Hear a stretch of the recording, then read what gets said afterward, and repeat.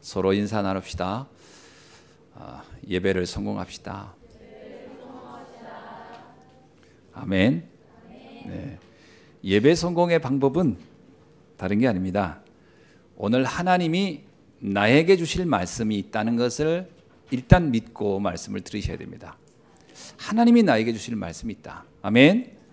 그리고 그 말씀은 반드시 나를 통하여 이루어질 것이다.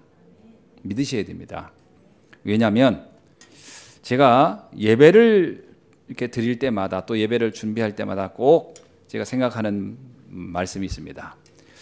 하나님의 말씀을 믿는 자에게 반드시 성취된다는 겁니다. 그래서 오늘 이 시간 선포되는 말씀이 하나님의 음성으로 들려지고 그렇기 때문에 응답되는 날이 되기를 바랍니다. 아멘.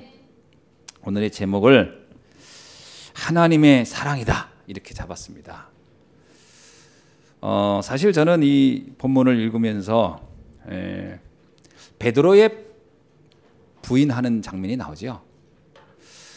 이 장면만 봐가지고는 이 제목하고는 별로 상관이 없을 수 있습니다만은 제가 이렇게 말씀을 잡은 이유는 이런 베드로를 끝까지 포기하지 않으신 하나님, 그래서 한 시대 최고의 전도자로 사용하신 하나님, 그 하나님의 중심을 우리가 좀 발견하고 누리기를 바라는 마음에서 이렇게 말씀을 잡았습니다. 우리 인간에게는 아주 명확한 한계가 있습니다. 누구나 막론하고 한계가 있습니다. 그것을 성경은 창세기 3장 문제라고 말하고 있어요. 창세기 3장에 기록된 걸 보면 처음 인간 아담과 하와가 사단에게 속아서 선악과를 범하는 장면이 나옵니다.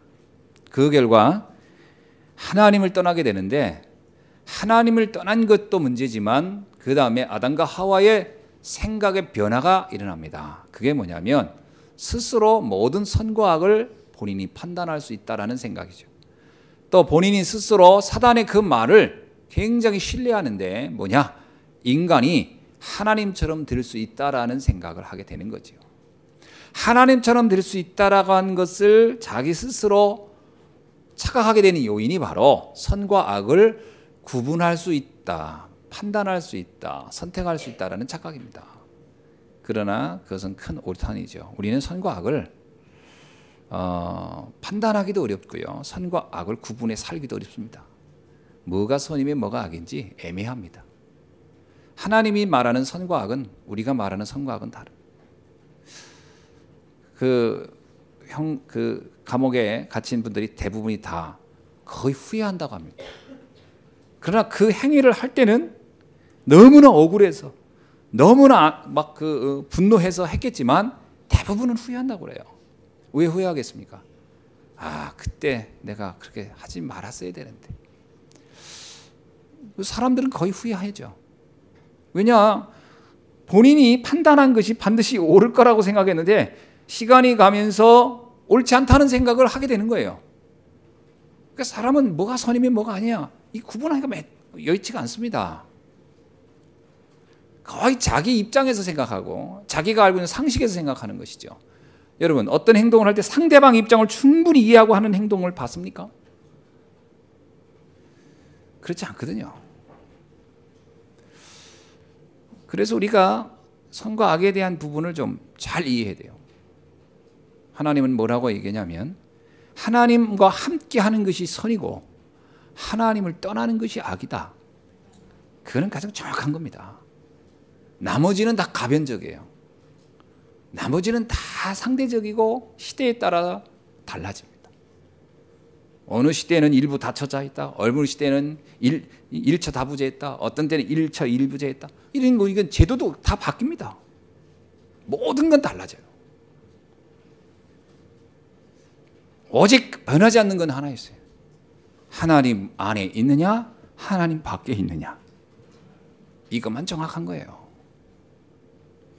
그거를 알지 못한 인간은 자기가 모든 걸 다 할 수 있을 거라는 생각을 하죠. 떠난 창세기 6장 문제입니다. 네피림 이야기죠. 그 네피림으로 인하여 모든 인류가 홍수 심판을 당하게 되죠. 그럼 이 네피림의 가장 핵심적인 게 뭐죠?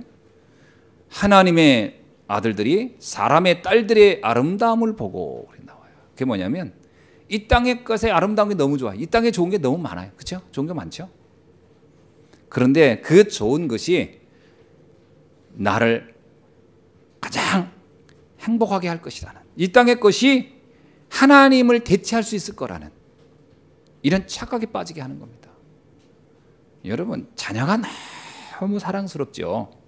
그러나 그 자녀가 하나님을 대체할 수는 없습니다. 뭐 결혼, 뭐 이 남자 만나고 이 여자 만나면 세상을 다 얻을 것 같죠. 그러나 그것이 하나님을 대체할 수는 없습니다. 그래서 사람들은 그런 착각을 해요. 돈 좋은 거지요. 저도 돈을 좋아합니다. 그러나 이게 하나님을 대신할 수는 없어요. 이걸 착각하는 겁니다. 이걸 하나님을 대신할 수 있을 거라는 거죠. 그게 멸망의 길인 건데.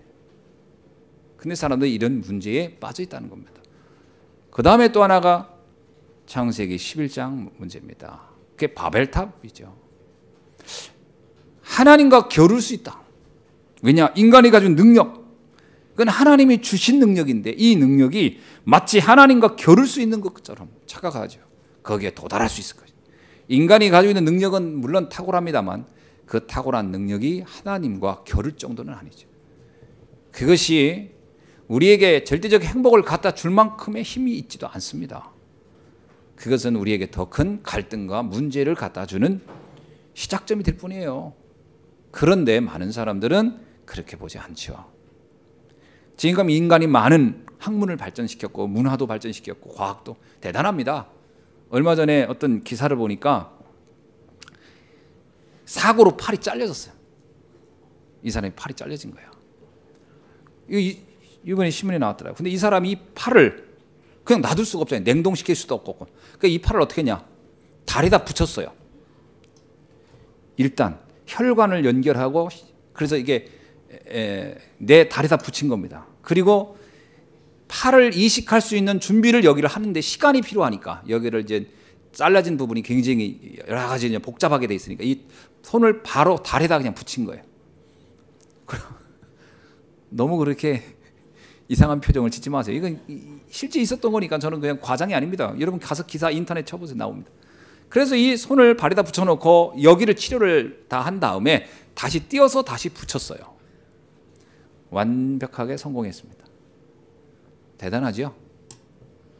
그 전에는 어떤 사람은 코를 이마에다 붙여서 이렇게 이제 만든 다음에 나중에 코에다 붙였어요. 인간의 이런 그 의학 기술은 대단합니다. 요즘은 이제 인간의 어떤 콩팥이나 심장을 이렇게 배양한다고 하죠. 어떻게 해요? 돼지의 몸에다가. 그래가지고 이제 거기서 나중에 띄어서 인간에게 붙인다고 합니다. 근데 자기 것을 가지고 했으니까 부작용이 별로 없다고 그러죠. 인간의 과학 발전은 굉장합니다. 그러나 그것이 우리에게 행복을 갖다 줍니까? 여러분, 어떤 사람이 여러 가지 사고를 당해서 3번인가 죽을 뻔했는데 살아났어요. 진짜 이 사람은 뭐 벼락을 한번 맞았는데도 살아났고요. 또 배를 타고 가다 배가 좌초했는데 또 살아났어요. 다른 사람 다 죽었는데. 근데 이 사람이 또 교통사고를 또 당했는데 살아났어요. 대단하죠. 행운하죠. 그런데 이 사람이 얼마 있다 죽었어요. 왜 죽은지 아세요? 자살했습니다. 3번은 의학의 기술, 혜택이나 운과 여러 사람이 살려줬지만 자기가 자기의 목숨을 끊는 데는 아무도 도와줄 수가 없었어요. 왜 그렇습니까? 인간이 가지고 있는 의학과 의술과 이런 모든 문명이 인간 내면에 있는 영적 문제를 해결해 주지 못한다는 겁니다. 인간은 그 문제를 해결해 주지 못해요. 그런데 사람들은 착각합니다. 그게 나에게 행복을 갖다 줄 것이라고. 그것이 결국은 오늘날 사람들에게 자꾸 착각하게 만들어서 인간이 하나님 없이 뭔가를 할 수 있을 거라는 착각을, 그래서 이게 문화로 자꾸 파고드는 거예요. 그래서 사도행전에 보면 이러한 하나님 떠난 인생들이 뭔가를 붙잡은 것이 뭐냐? 그것이 무속, 점술, 우상숭배입니다. 그렇게 가는 거예요. 그건 어쩔 수 없어요. 지금도 많은 사람들은요, 이상하게 하나님에 대해서는 부정적이면서 우상숭배, 점술, 무속, 이거는 문화라고 생각하고 상당히 호의적이에요. 갈수록 이것은 심해질 거라고 저는 봅니다. 하나님 떠난 세상은 누가 지배하기 때문이죠? 사단이 지배하기 때문에 그럴 수밖에 없어요. 그 결과는 우리는 말 안 해도 잘할 겁니다. 비참하게 끝나는 거예요. 그래서 로마서 3장 10절에서 이렇게 말하고 있어요. 기록된 바 의인은 없나니 하나도 없어. 의인은 없습니다. 세상에. 착한 사람이 있다고 하지만 의인은 아니에요. 훌륭한 사람이 있지만 그 사람이 천국에 갈 만큼의 의인은 아니라는 겁니다. 만델라 훌륭한 분이죠. 그러나 의인이겠습니까? 하나님을 모른다면 그 인격만 가지고는 의인이라고 말하기는 어려운 거예요. 로마서 3장 23절에 뭐라 하죠? 모든 사람이 죄를 범하였음에 하나님의 영광에 이르지 못하니라. 그러다 보니까 우리가 하나님 떠난 상태에서 방황하는 인간에게 어떤 문제가 오냐? 서로에게 상처를 줄 수밖에 없는 거예요. 나는 잘했다고 생각하는데 그게 상처를 받는 거고, 나는 최선을 다한 것 같은데 어느 날 보면 상처를 받았다고 합니다. 늘 제가 하는 얘기 있잖아요. 이 세상에요, 가해자는 없는데 피해자는 너무 많아. 서로 다 상처받았대. 그런데 준 사람은 기억도 못해요. 받은 사람만 있는 거예요. 받은 사람만. 제가 얘기 안 했습니까? 저도 어떤 사람이 저를 엄청 나를 괴롭혔어. 제가 너무 힘들어가지고 정말 목사로서 생각하면 안 될 그런 생각도 했어요. 아니, 비행기가 가다가 떨어지기도 잘한다 하는데 저 사람 사는 집에 좀 떨어지지, 왜 애꿎은데 떨어질까? 뭐 이런 생각도 해보고요. 불도 가끔 난다는데 그 불은 왜 그 집은 안 날까? 뭐 이러면서 얼마나 악한 생각을 했겠습니까? 저도 너무 막 힘드니까, 괴로우니까. 그 지나가다 그 집을 이렇게 보게 됩니다. 그 집에 아파트 살았는데 이렇게 쳐다보면서 저 집은 왜 자살도 안 하지? 뭐 이런 거. 얼마나 나쁜 생각을 했겠어. 내가 너무 막 악한 거야. 왜? 너무 괴로우니까. 그러다 어느 날 길에서 만났어요. 나는 막 늘 생각하는 사람을 만난 거야. 그게 어디서 만나냐? 야우리 터미널에서. 딱 봤는데 그분이 딱 걸어오는 거지. 나는 내가 괜히 너무 당황이 되는 거야. 어떻게 처신을 해야 될까? 근데 그쪽에서 그러더라고. 아이고 목사님 반갑습니다 하더라고. 처음 본 사람처럼, 너무 반가운 사람을 만난 것처럼 저도 반갑게 그랬더니 같이 식사하자더라고. 어떡합니까? 가서 제가 이제 대접했죠. 근데 놀라운 사실은요, 나하고 얘기하는데 나하고 있었던 날들이 좋은 기억만 이분은 하고 있는 거예요. 내가 속았다. 그렇구나. 이분은 나를 괴롭힌 걸 기억을 못 하는구나. 전혀 기억을 못 하는 거예요. 그러면서 하는 얘기가 그때 우리가 같이 목사님 막 이러면서 막 너무 좋은 이야기만 하는데 할 말이 없는 거예요. 내가 어라? 나는 그날 생각하면 이가 갈리는데 이분은 막 웃어가면서 얘기하는 거예요. 그때 내가 아는 거예요. 야, 가해자가 없구나. 피해자만 있고 세상에는. 그러면서 마지막 얘기가 압권이었어요. 근데 그때 제가 좀 목사님도 서운한 게 있었죠. 미치겠대. 서운한 게 있었다는 거예요. 그러면서 다 자기는 잊었다는 거예요. 누가 누구를 잊어. 미치겠더만. 그래서 그때 깨달은 거예요. 그렇구나. 이게 세상이구나. 이게 세상이구나. 여기에 내가 뇌하부동 할 이유가 없구나. 그래, 세상은 다 이런 거구나. 창세기 3장인데 오죽하랴. 결국 내가 나를 용서 못한 거였구나. 또 내가 속았던 것이구나. 이 생각을 딱 한 겁니다, 제가. 여러분, 이게 내가 오래 각인됐던 부분이고 이게 내게 오래 상처됐던 거거든요. 이 부분에 답을 얻지 못하면 우리는 어떻게 되겠습니까? 복수한다고요? 제가 어느 날 어떤 신문을 보니까 초등학교 때 한 말이 상처받아가지고 이 사람이 30대까지는 그거를 이를 갈고 있었던 거야. 봤죠? 신문에. 그래가지고 동창 모임 때 가서 칼을 가지고 가서 그 사람을 죽였어요. 근데 그 죽은 사람은 모르겠지. 얘가 왜 나를 죽였는지. 문제는 그 사람이 죽은 것이 문제가 아니고요. 이 사람이 그 많은 세월을 복수했다고, 복수를 갈며 살았다는 이 사람의 인생이 문제인 거죠.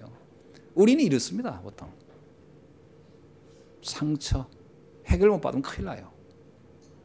우리의 각인된 영적 문제, 이것이 어느 날 나도 모르게 내 인생을 사로잡고 있다니까요.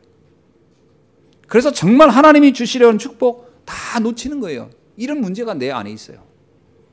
벗어나야 됩니다. 여러분, 이게 누구의 잘못이 아니에요. 영적 문제예요. 사단으로부터 온, 하나님 떠난 인생이 그렇게 살 수밖에 없는 영적 배경을 가지고 있는 인간, 그 속에 내가 있었던 겁니다. 나라고 예외가 아니에요. 거기에 내가 있었더구나. 발견한 날이 되기 주의 이름으로 축원합니다. 여러분, 그래서 사람이 실수할 수 있고 잘못할 수 있구나, 그건 당연한 겁니다.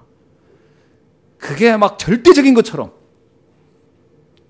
여러분, 그게 굉장히 큰 위험이에요. 그렇다고 그걸 악용하란 말은 아니지만 그럴 수 있다라고 가야 됩니다. 그죠? 우리가 이렇게 결혼 생활 하다 보면 그런 때가 있잖아요. 진짜 막 용서 못할 일이 있다고 할 때, 그러나 과연 용서 못할 일이 있을까요? 그래도 아닙니다. 아니죠. 창세기 3장 문제에 잡혀있는 인간은 누구를 막론하고 어떤 문제든 다 일으킬 가능성이 있는 겁니다. 그것을 이해해야 돼요. 그러다 보니까 우리는 우리 자신이 가졌던 생각, 우리 가졌던 어떤 마음, 어떤 다짐, 이런 것들이 참 부질없다는 것을 인정해야 돼요. 그 한계가 명확합니다. 우리는 환경 앞에서 흔들릴 수밖에 없는 나약한 존재. 오늘 본문의 베드로를 보세요. 베드로도 예외가 아닙니다. 베드로는요, 3년간 훈련받은 사람이에요. 누구한테 훈련받았죠? 지구상 최고의 지도자라고 할 수 있는 예수님한테 직접 훈련받았어요. 여러분이 예수님께 3년간 훈련받았으면 어땠을까? 어땠을 것 같아요? 예수님한테 3년 훈련받으면 어땠을 것 같아요? 베드로보다 나을 것 같죠? 그러지, 내 베드로처럼 가지는 않겠다. 베드로가요, 예수님께 3년을 교육받은 사람이에요. 진짜 훈련받았어요. 합숙하며, 그것도 동고동락한 거예요. 가끔 만난 것도 아니고 합숙하며. 그런데 그 베드로의 모습을 보세요. 여기 보십시오. 74절입니까? 그가 저주하며 맹세하여 이르되 나는 그 사람을 알지 못하노라. 이야, 저주까지 하면서 배신하는 모습을 보죠. 인간은 이렇게 약하다는 겁니다. 여러분, 인간의 한계를 여러분이 발견해야 합니다. 아멘. 누구나 환경이 어려워지고 상황이 바뀌면 흔들릴 수가 있어요. 한번 우리가 베드로라는 사람을 중심으로 한번 살펴봅시다. 베드로가 어떤 사람입니까?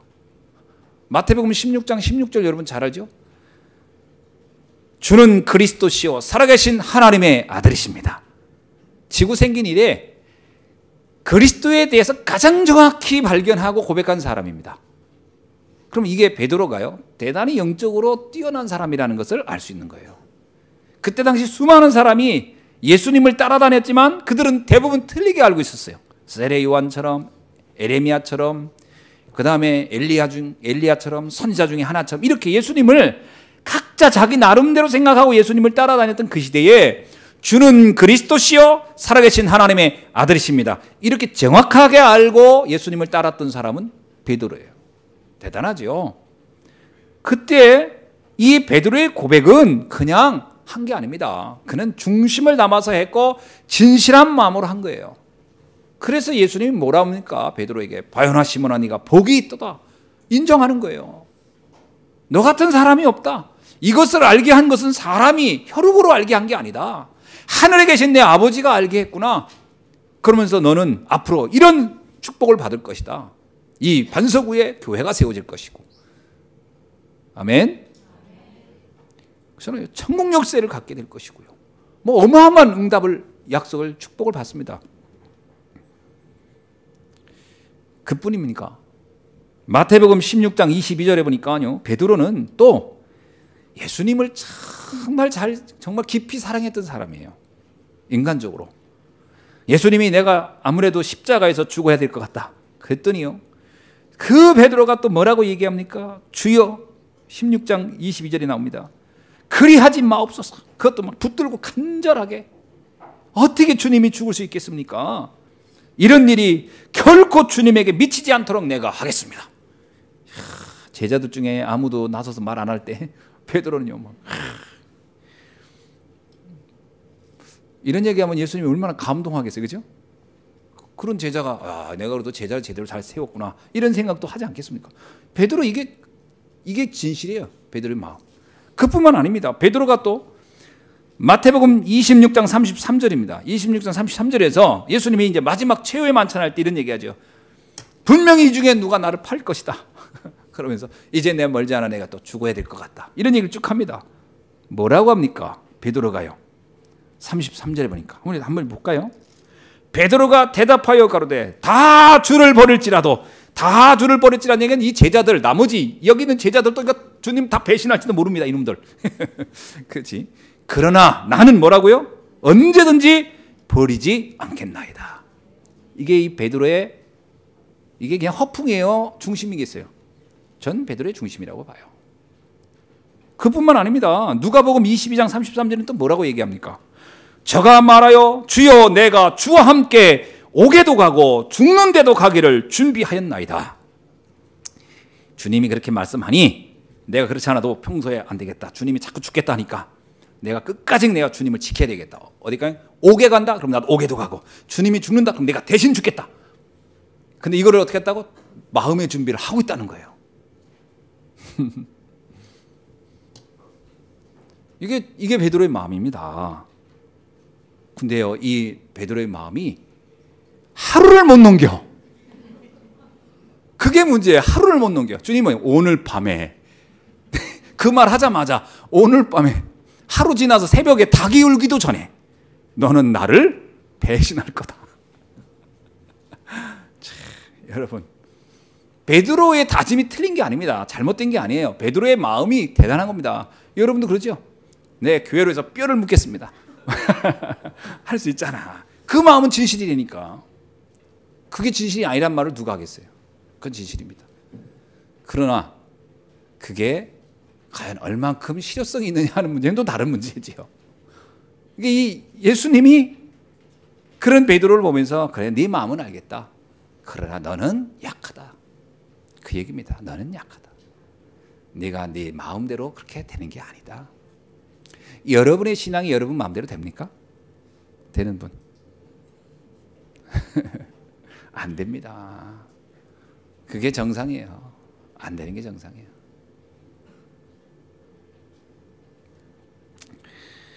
베드로의 한계가 뭡니까? 여기 나오잖아요. 베드로가 뭐라고 얘기하냐? 69절에서 75절에 보면 베드로의 세 번의 그 거부하는 게 나옵니다. 70절에 보니까 모든 사람, 베드로가 모든 사람 앞에서 부인하여 이르되요. 모든 사람. 그냥 그 여종에게만 아니야, 난 저분 몰라. 그런 게 아니고 모든 사람이 듣도록 공개적으로 이렇게 얘기했어요. 또 베드로가 72절에 보니까 그래도 안 믿어 사람들이. 두 번째는 어떻게 해요? 맹세하여 또 부인하여. 이제 이 부인이 갈수록 강도가 높아집니다. 이제 맹세까지 합니다. 나 절대로 아니다. 내가 이름을 걸고 뭐 그렇게 했지. 뭐 어디다 맹세했을까요? 하나님을 두고 내가 맹세한다. 뭐 이렇게까지는 하지 않을까. 보통 신앙인들이니까 하나님을 두고 맹세한다 이렇게 했을 것 같아요. 74절 뭐라고 합니까? 이제 맹세를 넘어서 저주하며 맹세하기를. 뭐냐, 저주하면 어떻게 해요? 난 저 예수가 죽기를 바래 나도 막 이러면서 그렇게 했죠. 저 예수가 십자가에 죽기를 난도 안 해. 뭐 이렇게 저주했겠죠. 그 저주라는 것은 사람들의 마음, 생각을 나도 같이 동의한다는 얘기예요. 이게 베드로예요. 여러분, 야, 베드로가 참 악하다 이렇게 느껴집니까? 어떻습니까? 여러분 어떻게 느껴져요? 베드로를 보면서 야, 베드로가 의리도 없는 인간이네 이렇게 느껴집니까? 어떻게 저런 인간이 예수님이 제자일 수 있어 이렇게 느껴집니까? 아니에요. 그 베드로가 나의 모습이에요. 우리도 그럴 수 있다는 거예요. 저는 이걸 보면서 이런 생각을 합니다. 내가 베드로보다 나을 게 뭐가 있겠을까? 내가 베드로보다 더 낫다고 할 수 있는 게 뭘까? 우리는 이런 정도의 상황도 아닌데도 이 정도 상황이 아닌데도 참 배신을 하지 않고 있나 이런 생각을 하게 되죠. 그럼에도 불구하고 우리들이 가장 큰 착각이 뭐냐면 이게 인간의 연약함입니다. 이게 인간의 약함인데 이 부분을 우리가 부정하고 아니다. 나는 내 의지로, 내 의심, 내가 믿음으로, 내 확신으로 내 신앙을 내가 지킬 수 있다. 이런다면 이게 더 큰 문제예요. 이게 더 큰 문제예요. 그렇게 그것을 장담하는 게 더 문제예요. 그렇게 될 수가 없습니다, 인간은. 그러면 예수님은 이런 베드로를 몰랐을까요? 알고 있었잖아요. 이미 만찬할 때 알았잖아요. 너는 배신할 것이다. 그러면 베드로가 배신할 걸 알고 버렸습니까? 버린 게 아니에요. 그 베드로를 알고 있는 거예요. 예수님이 우리를 알고 있는 거예요. 누구보다도 우리의 체질을 너무 잘 알고 계신 거예요. 우리는 약하다는 것을. 그런데 하나님은 우리의 약함을 알고 있는데 내가 나를 몰라. 내가 나를 너무 강하게 여기고 있어. 그게 문제예요. 많은 사람들은 자기의 의지를 가지고 의로워질 수 있다고 착각합니다. 아니요. 인간의 노력, 다짐 이것에 여러분 의존하지 않기를 바랍니다. 자기 자신의 생각, 감정 여기에 의존하지 마세요. 그게 굉장히 허약한 겁니다. 의존하면 한 만큼 실망하게 돼요. 애당초 거기에 의존했기 때문에 그렇습니다. 나는 절대로 흔들리지 않을 거라고. 그런 말 자체를 하지 마세요. 그냥 흔들릴 수 있어요. 저는 그렇게 하세요. 그게 더 정확합니다.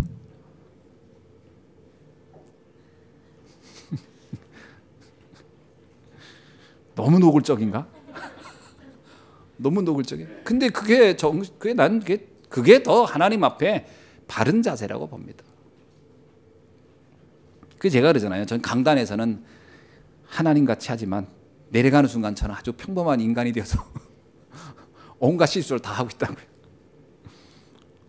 그래서 우리 아이들은 압니다. 우리 아빠가 얼마나 하나님의 은혜가 많이 필요한 사람인지를. 성도님들도 더 잘 알죠. 저도 참 실수도 참 엄청 많이 한 사람입니다. 우리가 다른 분을 볼 때 그 눈으로 봐야 돼요. 성도를 볼 때 이 눈으로 봐야 돼요. 그래, 저런 분도 실수할 수 있다. 허약할 수 있고 흔들릴 수 있다. 여러분이 가장 큰 위험한 것은 저분은 절대로 흔들릴 수 없는 믿음을 가졌어 라고 하는 게 더 위험한 거예요. 제가 여러분한테 언제 가장 부담스러울 것 같아요? 언제 가장 부담스러울 것 같아요? 여러분이 눈이 나를 바를 때 우리 목사님이 절대 흔들릴 수 없는 믿음을 가졌어 라고 할 그 눈동자로 날 쳐다볼 때 그때가 나는 가장 부담스러워요. 저를 그 눈으로 보지 마세요. 저는 그럴 수 있는 힘을 갖고 있지 못해요. 저는 그런 힘을 갖고 있지 못해요. 왜 많은 사람들이 영적 문제에 빠지냐면 어떤 면에서 그 영적 문제를 근본적인 생각의 틀이 안 바뀌어서 그렇습니다. 우리는 하나님의 은혜가 필요한 사람이에요. 그것부터 출발해야 돼요. 나는 하나님의 은혜가 필요하다. 언제요? 날마다. 아멘. 날마다 하나님의 은혜가 필요한 사람이다. 그 사람의 신앙이 가장 건강합니다. 가장 바르게 될 겁니다. 여러분, 다윗이라는 인물을 알지요? 그는 어려서부터 참 남다른 모습을 지녔던 사람이에요. 그래서 다윗의 성장기가 성경에 굉장히 잘 묘사되어 있어요. 그 다윗이 시편을 봐도 그렇고요. 다윗은 어려서부터 양을 칩니다.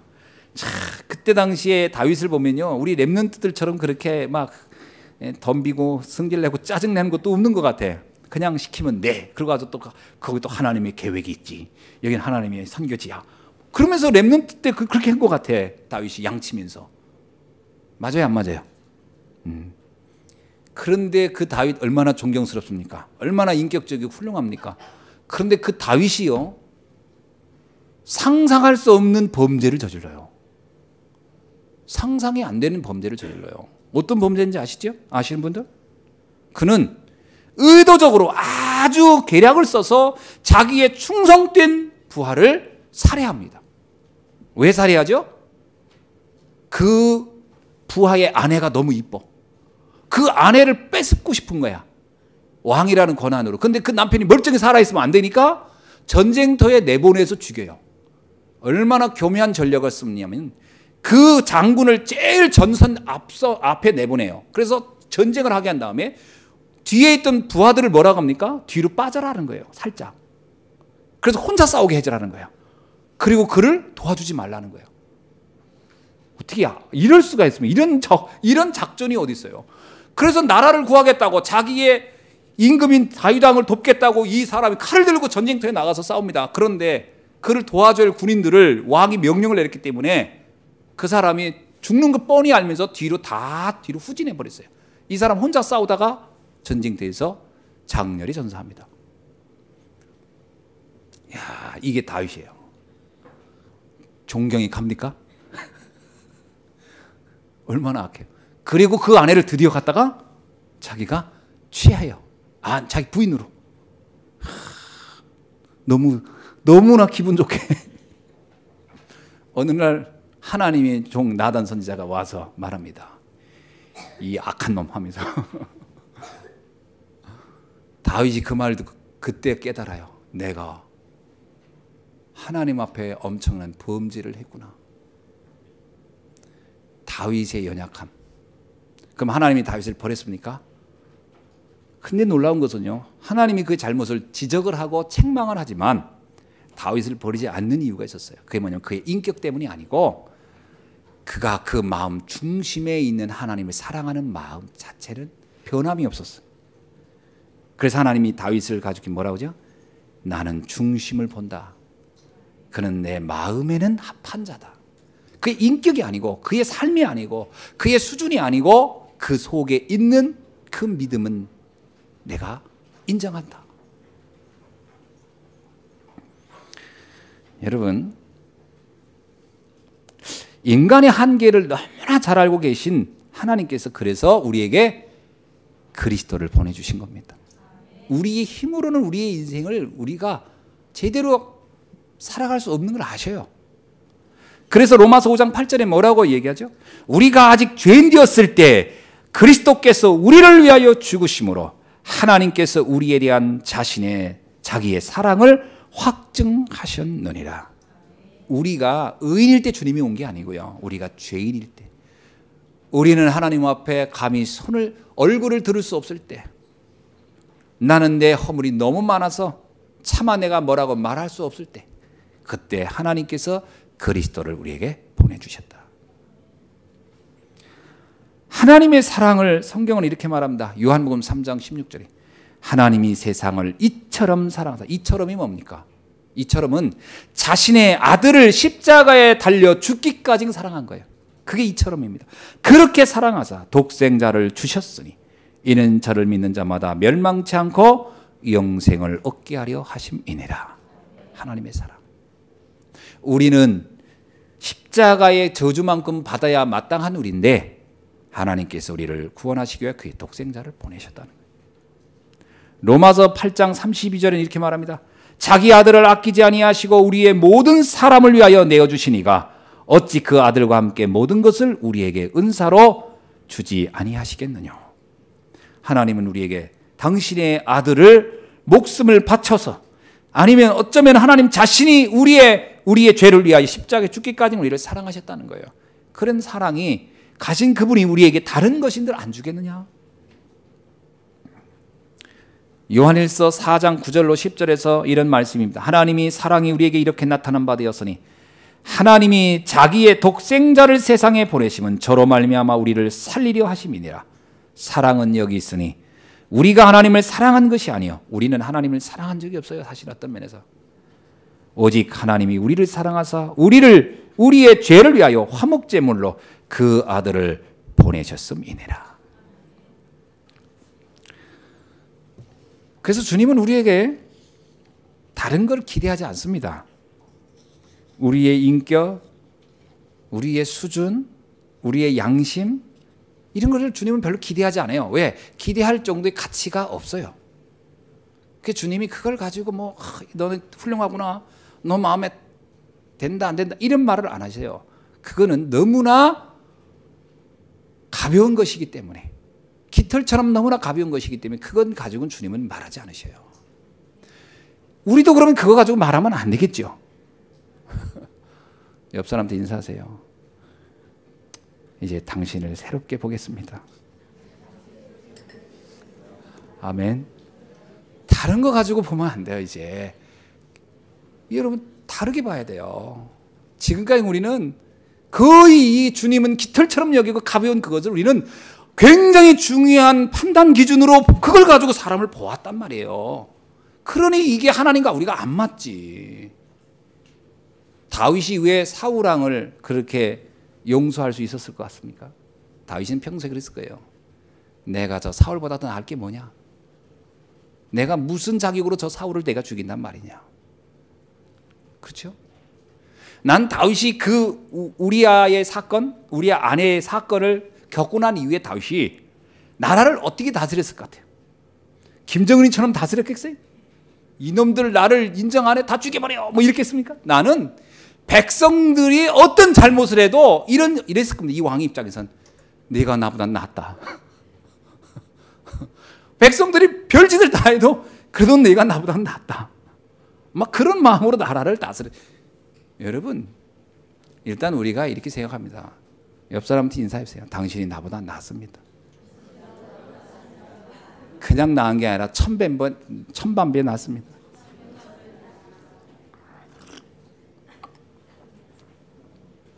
아무것도 문제될 게 없다니까요. 아멘. 이게 주님이 우리에게 주신 사랑의 눈이에요.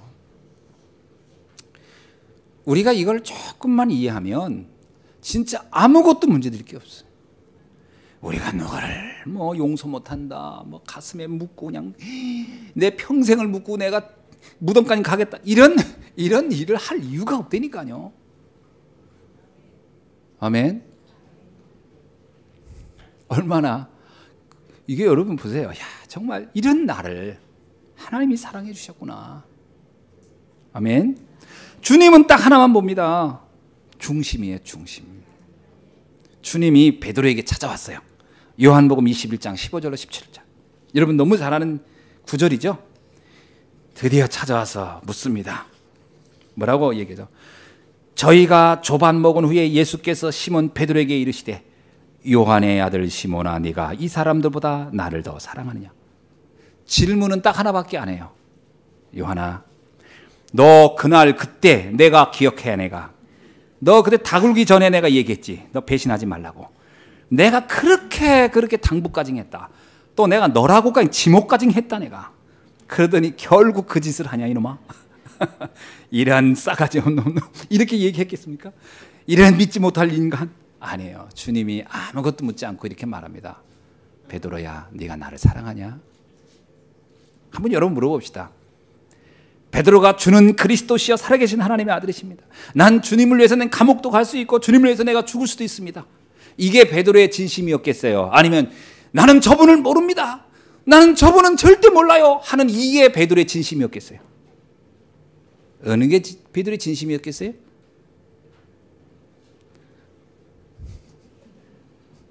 전 베드로가 막 주님을 저주하고 했던 거는 무서워서 한 거예요. 무서워서. 인간의 연약함 때문에. 그게 베드로의 진심은 아니었겠지. 베드로는 속으로 그랬을 겁니다. 주님 용서해 주세요. 내가 이렇게 할 수 없어. 내가 원래 인간이 이래서. 그러면서 돌아서서 닭이 우니까 어떻게 했어요? 통곡하니라. 그리고 베드로가 이제 고향으로 갑니다. 낙향해요. 고향으로 왜 갔겠습니까? 제가 보기에는 하나님 앞에 들을 얼굴이 없는 건 낯짝이 없는 게 자기도 인간이라. 내가 어찌 내가 이런 인간이 뭘 전도한다고 내가 낫을까? 내가 뭘 이제 예수님을 전한다고 내 인간이 사람이 그래도 이 얼굴이 뭐라도 그래도 그 나머지 뭐 있지 자기간에. 그러니까 이게 베드로가요 마음이 너무 자기간에 자기에게 실망한 거야. 그래서 내가 그래 나는 고기나 잡을 정도밖에 수준이 안 되는 인간이야 나는. 에라이 그러면서 가서 고기 잡고 있는 거지. 그 고기 잡는 마음이 오죽하겠어? 근데 주님이 베드로에게 딱 나타나서 뭐라고 합니까? 딱 하나만 물어요. 네가 나를 사랑하느냐? 뭐라고 합니까? 요한의 아들 시몬아 네가 이 사람들보다 나를 더 사랑하느냐? 가로되 주여 그러하여이다. 내가 주를 사랑하는 줄 주께서 아시나이다. 그럽니다. 그거는 베드로가 진심인 거예요. 그러니까 주님이 말하잖아요. 그래. 그건 내가 알겠다. 그런데 3번을 물어요. 자, 주님이 한 번 물어도 될 걸. 또 묻고 또 물어. 왜 물었을까요? 여러 번 생각해 봤어요. 3번 배반했기 때문에 내가 3번 와 확인해 봐야 되겠다. 이런 마음이 아니에요. 나는 베드로의 중심을 주님은 나는 베드로가 주님을 사랑합니다 할 때 주님이 그 말을 너무 듣고 싶어 했을 것 같아요. 그 말을 내가 주님을 사랑합니다. 내가 주님을 사랑합니다. 주님은 그 말을 참 듣고 싶었던 것 같아요. 그래, 그게 너의 진심이구나. 그것이 답니다. 그것으로 끝난 겁니다. 아멘. 근데 주님이 그 베드로에게 어마어마한 사명을 줘요. 뭐라고 주죠? 베드로야, 내 양을 먹여라. 내가 지금 이 땅에 와서 해야 했던 그 복음 운동을 네가 이제 해야 될 것이다. 그의 인격 가지고 부탁한 게 아닙니다. 그의 수준에 부탁한 게 아니에요. 그의 능력에 부탁한 게 아니에요. 딱 하나를 놓고 부탁한 거예요. 내가 나를 정말 사랑한다면 너는 충분히 자격이 있다. 오늘 여러분 예수가 그리스도로 믿어지십니까? 그렇다면 여러분은 하나님의 일을 하기에 충분한 자격을 갖춘 사람인 줄로 믿습니다. 다른 어떤 것이 자격이 아니에요. 배웠냐 안 배웠냐, 뭐 내가 신앙생활 연조가 되냐 안 되냐, 이건 자격이 아닙니다. 내가 정말 그리스도를 제대로 안다면 충분히 영혼을 살릴 자격자로 주님은 우리를 부르시고 있는 줄로 믿습니다. 베드로가요 변화가 일어나요. 어떤 변화가 일어납니까? 그때 베드로가 비로소 자기를 발견한 거예요. 내가 누구냐. 여러분 사람이요 자기를 자꾸 착각해요. 어쩌면 자기 수준의 자기 때문에 나 같은 인간이, 이게 가장 큰 실수입니다. 모세가 그래서 실수했던 거예요. 나 같은 인간이 뭘 하겠냐. 아닙니다. 베드로가 이때 깨달은 거예요. 하나님이 나를 사랑하시고 그리스도가 나를 필요로 하는구나. 내 중심을 보시고. 그래서 그가 마가다락방으로 가는 겁니다. 이제 고향을 다시 떠나는 거예요. 그의 두 번째. 첫 번째 예수님 처음 부름을 받았을 때 갔을 때고, 이제는 스스로 자기 발로 이제 갑니다. 어디로? 마가다락방으로 가서 마가다락방에 모여서 주님이 마지막 했던 부활 직전에, 승천 직전에 주시던 말씀을 붙잡고 그가 기도에 들어가죠. 마가다락방에 모이면 죽는 걸 뻔히 압니다. 그러나 이제 베드로는 달라졌어요. 내가 이 사명 감당하다 가리라. 나는 연약하지만, 나는 부족하지만, 나는 허물이 많은 사람이지만 주께서 맡기신 이 일을 내가 감당하다 가리라. 그래서요 사도행전 1장 14절에 그들이 오로지 마가다락방에 모여 기도에 힘썼느니라. 아멘. 어떻게 바뀝니다? 사도행전 3장 6절에 보니까 안진뱅이를 보는데 이미 이전의 베드로가 아니에요. 그에게 담대하게 외칩니다. 뭐라고 하죠? 베드로가 가로되 은과 금은 내게 없거니와 내게 있는 것으로 내게 주노니 곧 나사렛 예수 그리스도의 이름으로 걸어라 하고. 사도행전 4장에 보니까요 4장 12절에는 이단으로 누명을 써가지고 이제는 법정에서 베드로에게 사형을 내릴 판이에요. 법정에 세워놓고 그 마지막 베드로에게 너 마지막 네가 하고 싶은 얘기 있으면 해! 라고 이제 지금 재판을 이제 하는 상황인데 베드로가 거기서 뭐라고 얘기합니까? 다른 건 다 말해도 예수가 그리스도란 말은 하지 마라고 하는 그때 베드로가 외칩니다. 천하에 구원을 얻을 만한 다른 이름을 우리에게 주신 적이 없음이니라. 오직 예수 그리스도 외에는 구원자가 없느니라. 이제 베드로는요 다른 사람이 되어버렸어요. 그는 이미 자기가 어떤 사람인지를 알은 거예요.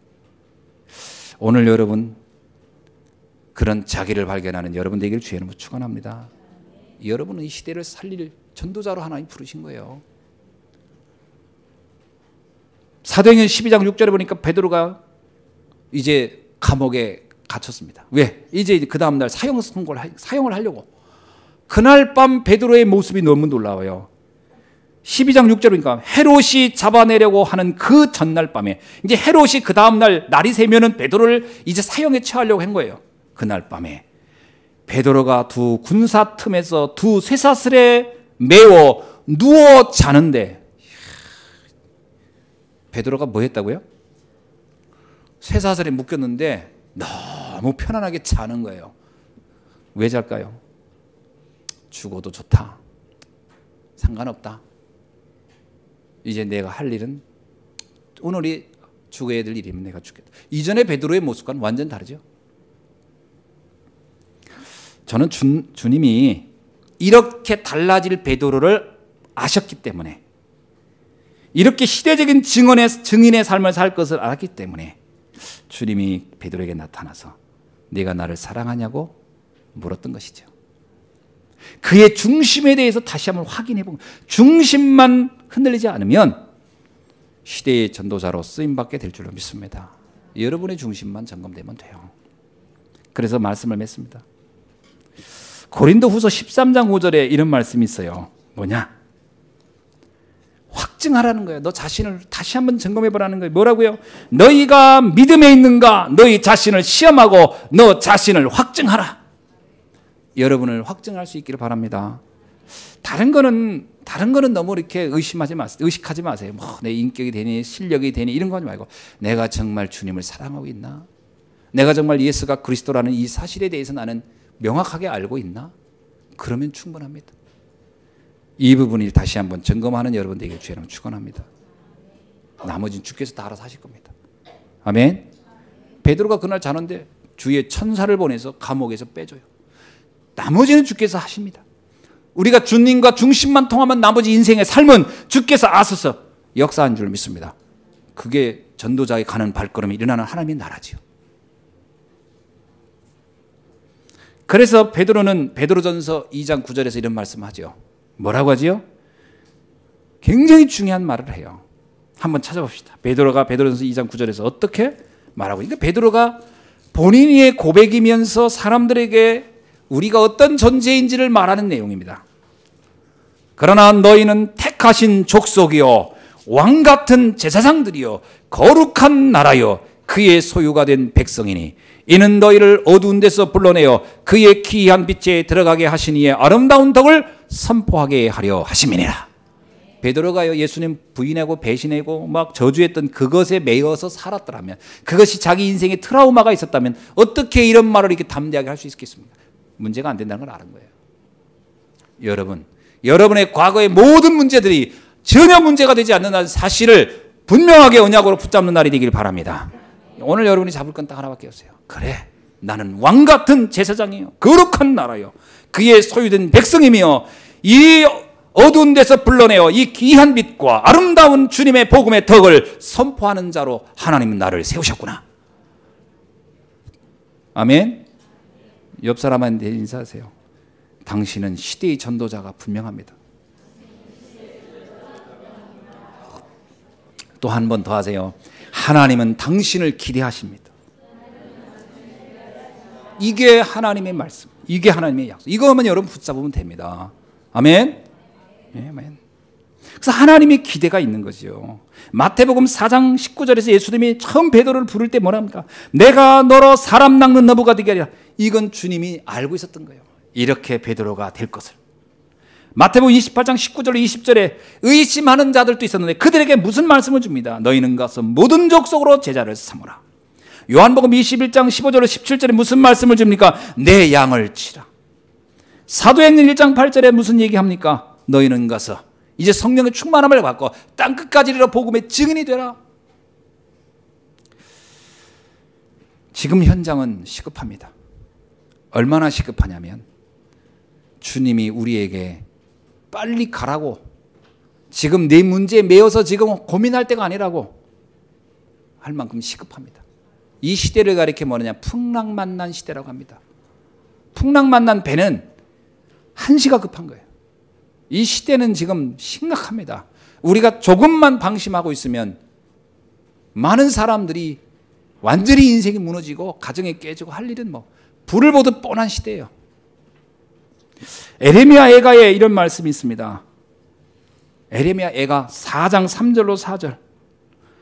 아주 심각한 말씀인데 여러분이 좀 귀담아 들었으면 좋겠습니다. 들깨는 오히려 젖을 내어 새끼를 먹이나. 자, 들깨가, 들에 있는 개 있죠? 야상개는 젖을 짜서 자기 새끼를 먹이는데 내 백성은 잔인하여 광야의 타조 같구나.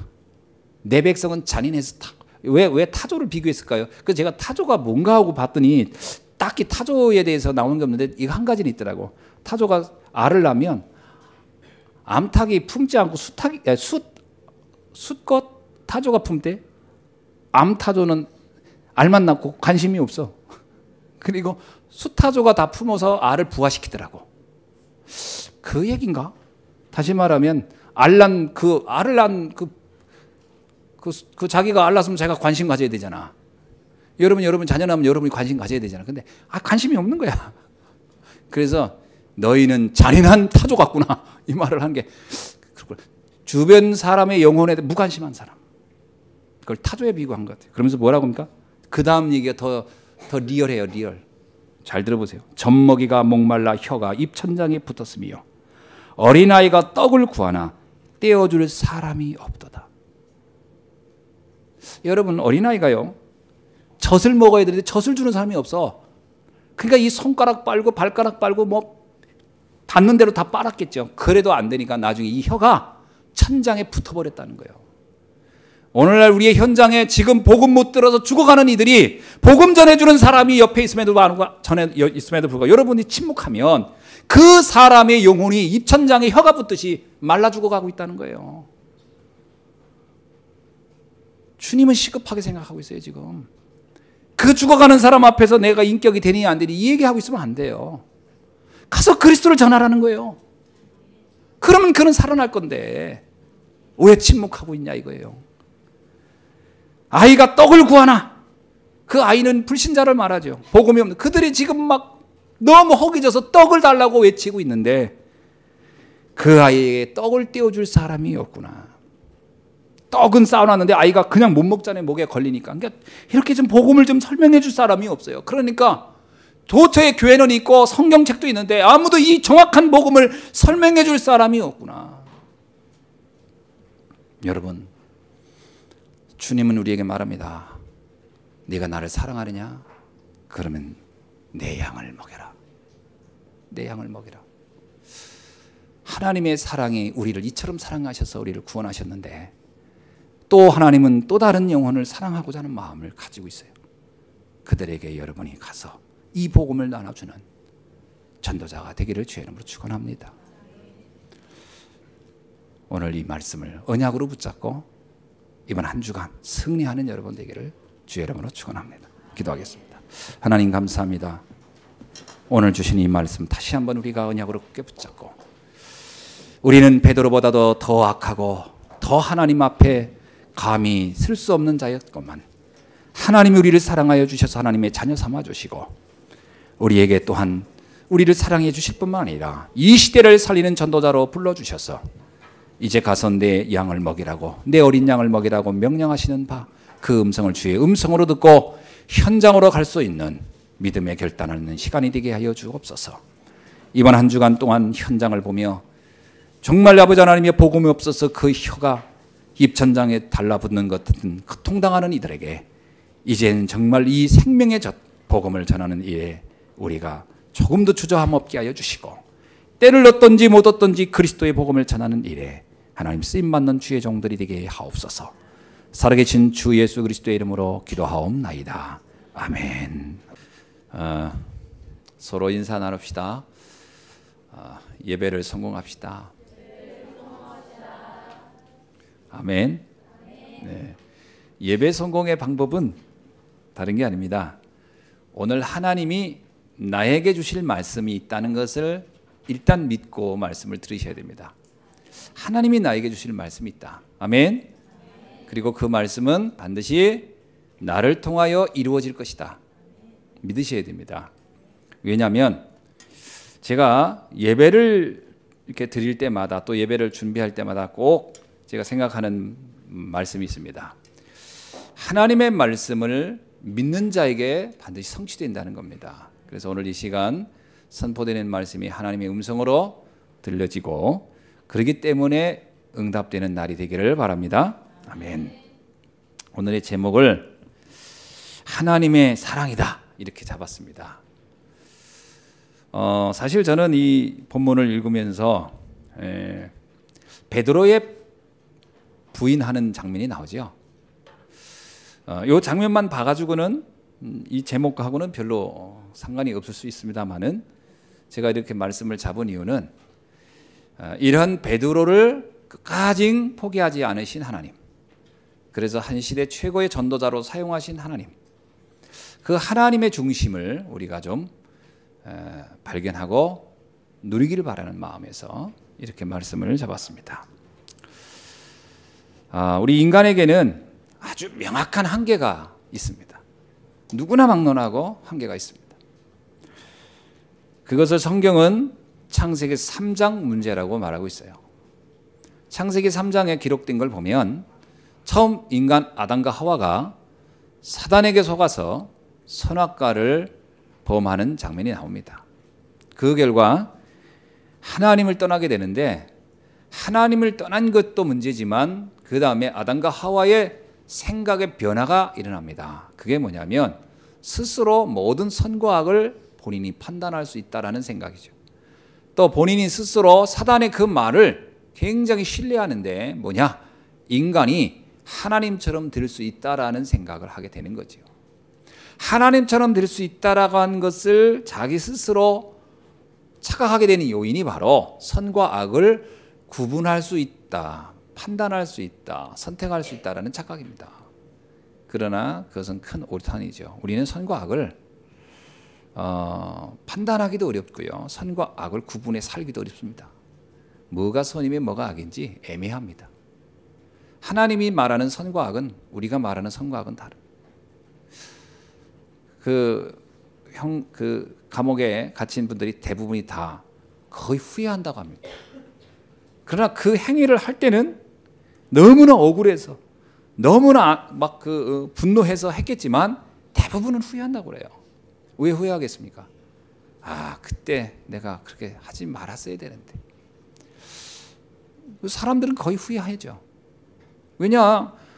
본인이 판단한 것이 반드시 옳을 거라고 생각했는데 시간이 가면서 옳지 않다는 생각을 하게 되는 거예요. 그러니까 사람은 뭐가 선이면 뭐가 아니야, 이 구분하기가 여의치가 않습니다. 거의 자기 입장에서 생각하고 자기가 알고 있는 상식에서 생각하는 것이죠. 여러분, 어떤 행동을 할 때 상대방 입장을 충분히 이해하고 하는 행동을 봤습니까? 그렇지 않거든요. 그래서 우리가 선과 악에 대한 부분을 좀 잘 이해해야 돼요. 하나님은 뭐라고 얘기하냐면 하나님과 함께 하는 것이 선이고 하나님을 떠나는 것이 악이다. 그거는 가장 정확한 겁니다.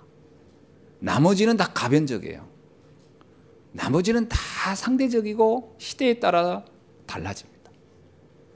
어느 시대에는 일부 다처자 있다, 어느 시대에는 일처 다부제했다, 어떤 때는 일처 일부제했다. 이런 이건 제도도 다 바뀝니다. 모든 건 달라져요. 오직 변하지 않는 건 하나 있어요. 하나님 안에 있느냐, 하나님 밖에 있느냐. 이것만 정확한 거예요. 그거를 알지 못하는 인간은 자기가 모든 걸 다 할 수 있을 거라는 생각을 하죠. 또 하나는 창세기 6장 문제입니다. 네피림 이야기죠. 그 네피림으로 인하여 모든 인류가 홍수 심판을 당하게 되죠. 그럼 이 네피림의 가장 핵심적인 게 뭐죠? 하나님의 아들들이 사람의 딸들의 아름다움을 보고 나와요. 그게 뭐냐면 이 땅의 것의 아름다운 게 너무 좋아요. 이 땅에 좋은 게 너무 많아요. 그렇죠? 좋은 게 많죠? 그런데 그 좋은 것이 나를 가장 행복하게 할 것이라는, 이 땅의 것이 하나님을 대체할 수 있을 거라는 이런 착각에 빠지게 하는 겁니다. 여러분, 자녀가 너무 사랑스럽죠. 그러나 그 자녀가 하나님을 대체할 수는 없습니다. 뭐 결혼, 뭐 이 남자 만나고 이 여자 만나면 세상을 다 얻을 것 같죠. 그러나 그것이 하나님을 대체할 수는 없습니다. 그래서 사람들은 그런 착각을 해요. 돈 좋은 거지요. 저도 돈을 좋아합니다. 그러나 이게 하나님을 대신할 수는 없어요. 이걸 착각하는 겁니다. 이걸 하나님을 대신할 수 있을 거라는 거죠. 그게 멸망의 길인 건데. 근데 사람들이 이런 문제에 빠져 있다는 겁니다. 그 다음에 또 하나가 창세기 11장 문제입니다. 그게 바벨탑이죠. 하나님과 겨룰 수 있다. 왜냐? 인간이 가진 능력, 그건 하나님이 주신 능력인데 이 능력이 마치 하나님과 겨룰 수 있는 것처럼 착각하죠. 거기에 도달할 수 있을 것이다. 인간이 가지고 있는 능력은 물론 탁월합니다만 그 탁월한 능력이 하나님과 겨룰 정도는 아니죠.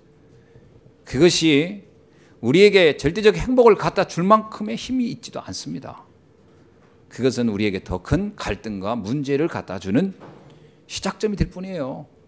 그런데 많은 사람들은 그렇게 보지 않죠. 지금까지 인간이 많은 학문을 발전시켰고 문화도 발전시켰고 과학도 대단합니다.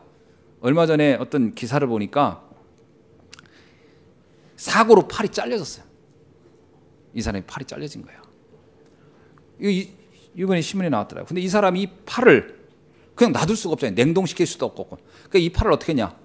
다리에다 붙였어요. 일단 혈관을 연결하고, 그래서 이게 내 다리에다 붙인 겁니다. 그리고 팔을 이식할 수 있는 준비를 여기를 하는데 시간이 필요하니까 여기를 이제 잘라진 부분이 굉장히 여러 가지 이제 복잡하게 돼 있으니까 이 손을 바로 다리에다 그냥 붙인 거예요. 너무 그렇게 이상한 표정을 짓지 마세요. 이건 실제 있었던 거니까 저는 그냥 과장이 아닙니다. 여러분 가서 기사 인터넷 쳐보세요. 나옵니다. 그래서 이 손을 발에다 붙여놓고 여기를 치료를 다 한 다음에 다시 띄어서 다시 붙였어요. 완벽하게 성공했습니다. 대단하죠? 그 전에는 어떤 사람은 코를 이마에다 붙여서 이렇게 이제 만든 다음에 나중에 코에다 붙였어요. 인간의 이런 그 의학 기술은 대단합니다. 요즘은 이제 인간의 어떤 콩팥이나 심장을 이렇게 배양한다고 하죠. 어떻게 해요? 돼지의 몸에다가. 그래가지고 이제 거기서 나중에 띄어서 인간에게 붙인다고 합니다. 근데 자기 것을 가지고 했으니까 부작용이 별로 없다고 그러죠. 인간의 과학 발전은 굉장합니다. 그러나 그것이 우리에게 행복을 갖다 줍니까? 여러분, 어떤 사람이 여러 가지 사고를 당해서 3번인가 죽을 뻔했는데 살아났어요. 진짜 이 사람은 뭐 벼락을 한번 맞았는데도 살아났고요. 또 배를 타고 가다 배가 좌초했는데 또 살아났어요. 다른 사람 다 죽었는데. 근데 이 사람이 또 교통사고를 또 당했는데 살아났어요. 대단하죠. 행운하죠. 그런데 이 사람이 얼마 있다 죽었어요. 왜 죽은지 아세요? 자살했습니다. 3번은 의학의 기술, 혜택이나 운과 여러 사람이 살려줬지만 자기가 자기의 목숨을 끊는 데는 아무도 도와줄 수가 없었어요. 왜 그렇습니까? 인간이 가지고 있는 의학과 의술과 이런 모든 문명이 인간 내면에 있는 영적 문제를 해결해 주지 못한다는 겁니다. 인간은 그 문제를 해결해 주지 못해요. 그런데 사람들은 착각합니다. 그게 나에게 행복을 갖다 줄 것이라고. 그것이 결국은 오늘날 사람들에게 자꾸 착각하게 만들어서 인간이 하나님 없이 뭔가를 할 수 있을 거라는 착각을, 그래서 이게 문화로 자꾸 파고드는 거예요. 그래서 사도행전에 보면 이러한 하나님 떠난 인생들이 뭔가를 붙잡은 것이 뭐냐? 그것이 무속, 점술, 우상 숭배입니다. 그렇게 가는 거예요. 그건 어쩔 수 없어요. 지금도 많은 사람들은요, 이상하게 하나님에 대해서는 부정적이면서 우상 숭배, 점술, 무속, 이거는 문화라고 생각하고 상당히 호의적이에요. 갈수록 이것은 심해질 거라고 저는 봅니다. 하나님 떠난 세상은 누가 지배하기 때문이죠? 사단이 지배하기 때문에 그럴 수밖에 없어요. 그 결과는 우리는 말 안 해도 잘할 겁니다. 비참하게 끝나는 거예요. 그래서 로마서 3장 10절에서 이렇게 말하고 있어요. 기록된 바 의인은 없나니 하나도 없어. 의인은 없습니다. 세상에. 착한 사람이 있다고 하지만 의인은 아니에요. 훌륭한 사람이 있지만 그 사람이 천국에 갈 만큼의 의인은 아니라는 겁니다. 만델라 훌륭한 분이죠. 그러나 의인이겠습니까? 하나님을 모른다면 그 인격만 가지고는 의인이라고 말하기는 어려운 거예요. 로마서 3장 23절에 뭐라 하냐? 모든 사람이 죄를 범하였음에 하나님의 영광에 이르지 못하니라. 그러다 보니까 우리가 하나님 떠난 상태에서 방황하는 인간에게 어떤 문제가 오냐? 서로에게 상처를 줄 수밖에 없는 거예요. 나는 잘했다고 생각하는데 그게 상처를 받는 거고, 나는 최선을 다한 것 같은데 어느 날 보면 상처를 받았다고 합니다. 늘 제가 하는 얘기 있잖아요. 이 세상에요, 가해자는 없는데 피해자는 너무 많아. 서로 다 상처받았대. 그런데 준 사람은 기억도 못해요. 받은 사람만 있는 거예요. 받은 사람만. 제가 얘기 안 했습니까? 저도 어떤 사람이 저를 엄청 나를 괴롭혔어. 제가 너무 힘들어가지고 정말 목사로서 생각하면 안 될 그런 생각도 했어요. 아니, 비행기가 가다가 떨어지기도 잘한다 하는데 저 사람 사는 집에 좀 떨어지지, 왜 애꿎은데 떨어질까? 뭐 이런 생각도 해보고요. 불도 가끔 난다는데 그 불은 왜 그 집은 안 날까? 뭐 이러면서 얼마나 악한 생각을 했겠습니까? 저도 너무 막 힘드니까, 괴로우니까. 그 지나가다 그 집을 이렇게 보게 됩니다. 그 집에 아파트 살았는데 이렇게 쳐다보면서 저 집은 왜 자살도 안 하지? 뭐 이런 거. 얼마나 나쁜 생각을 했겠어요. 내가 너무 막 악한 거야. 왜? 너무 괴로우니까. 그러다 어느 날 길에서 만났어요.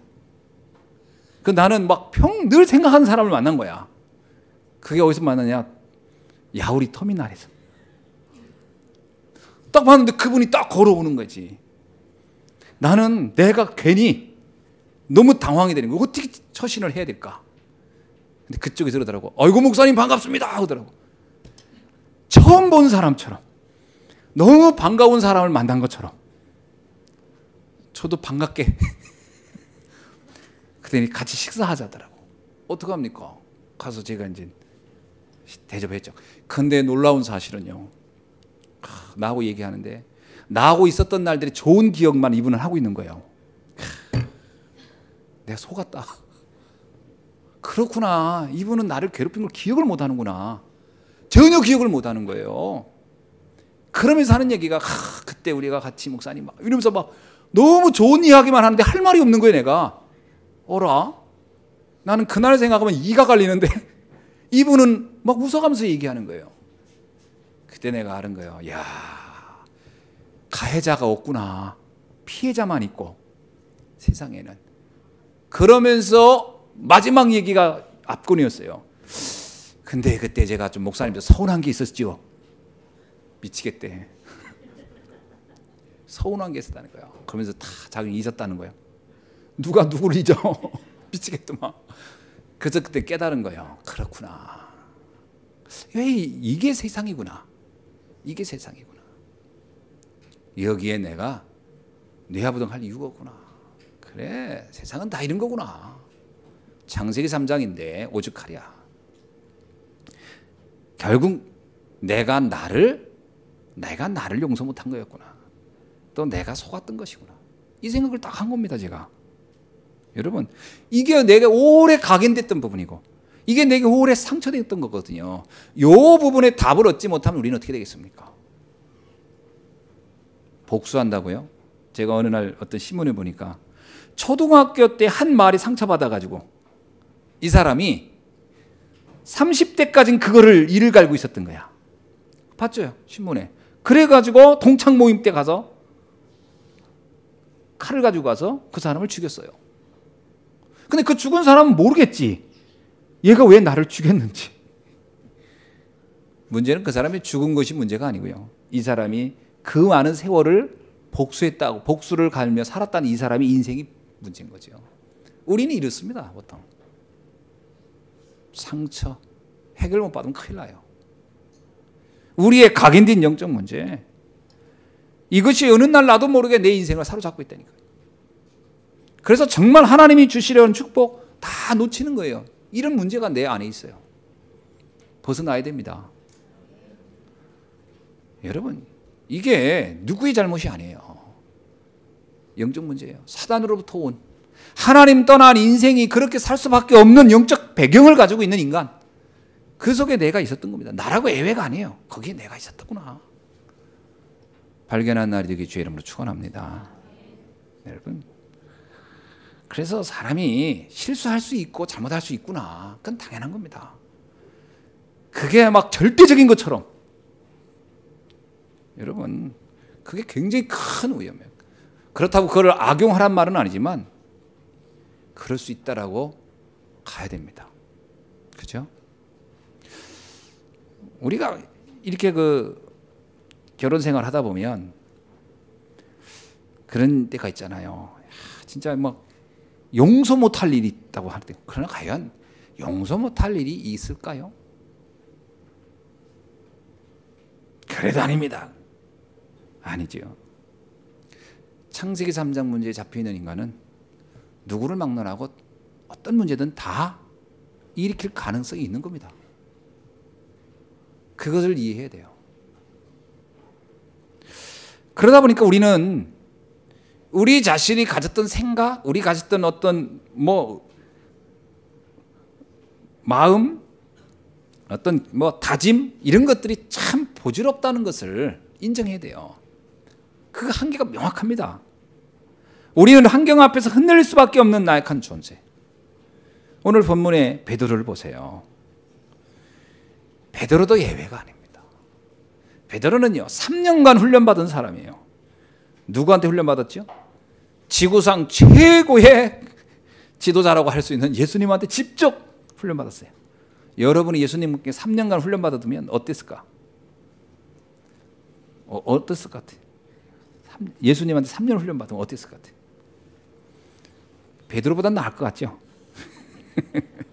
아무리 전에 베드로처럼 가지는 않겠다. 베드로가 예수님께 3년을 교육받은 사람이에요. 진짜 훈련받았어요. 합숙하며, 그것도 동고동락한 거예요. 가끔 만난 것도 아니고 합숙하며. 그런데 그 베드로의 모습을 보세요. 여기 보십시오. 74절입니까? 그가 저주하며 맹세하여 이르되 나는 그 사람을 알지 못하노라. 이야, 저주까지 하면서 배신하는 모습을 보죠. 인간은 이렇게 약하다는 겁니다. 여러분, 인간의 한계를 여러분 발견해야 합니다. 아멘. 누구나 환경이 어려워지고 상황이 바뀌면 흔들릴 수가 있어요. 한번 우리가 베드로라는 사람을 중심으로 한번 살펴봅시다. 베드로가 어떤 사람입니까? 마태복음 16장 16절 여러분 잘 알죠? 주는 그리스도시요 살아계신 하나님의 아들이십니다. 지구 생긴 이래 그리스도에 대해서 가장 정확히 발견하고 고백한 사람입니다. 그럼 이게 베드로가요, 대단히 영적으로 뛰어난 사람이라는 것을 알 수 있는 거예요. 그때 당시 수많은 사람이 예수님을 따라다녔지만 그들은 대부분 틀리게 알고 있었어요. 세례 요한처럼, 에레미야처럼, 그 다음에 엘리야처럼, 선지자 중에 하나처럼 이렇게 예수님을 각자 자기 나름대로 생각하고 예수님을 따라다녔던 그 시대에 주는 그리스도시요 살아계신 하나님의 아들이십니다. 이렇게 정확하게 알고 예수님을 따랐던 사람은 베드로예요. 대단하죠. 그때 이 베드로의 고백은 그냥 한 게 아닙니다. 그는 중심을 담아서 했고 진실한 마음으로 한 거예요. 그래서 예수님이 뭐라 합니까? 베드로에게 바요나 시몬아 네가 복이 있도다. 인정하는 거예요. 너 같은 사람이 없다. 이것을 알게 한 것은 사람이 혈육으로 알게 한 게 아니다. 하늘에 계신 내 아버지가 알게 했구나. 그러면서 너는 앞으로 이런 축복을 받을 것이다. 이 반석 위에 교회가 세워질 것이고. 아멘. 그래서 천국 역사를 갖게 될 것이고요. 뭐 어마어마한 응답을, 약속을, 축복을 받습니다. 그뿐입니까? 마태복음 16장 22절에 보니까요, 베드로는 또 예수님을 정말 깊이 사랑했던 사람이에요.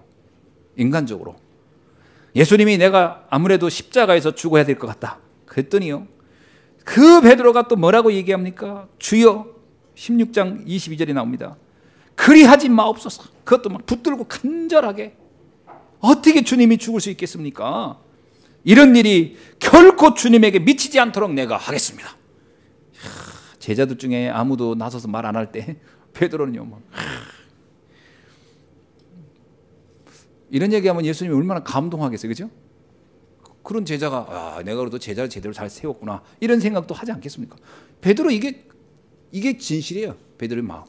그뿐만 아닙니다. 베드로가 또 마태복음 26장 33절입니다. 26장 33절에서 예수님이 이제 마지막 최후의 만찬할 때 이런 얘기하죠. 분명히 이 중에 누가 나를 팔 것이다. 그러면서 이제 내가 멀지 않아 내가 또 죽어야 될 것 같다. 이런 얘기를 쭉 합니다. 뭐라고 합니까? 베드로가요.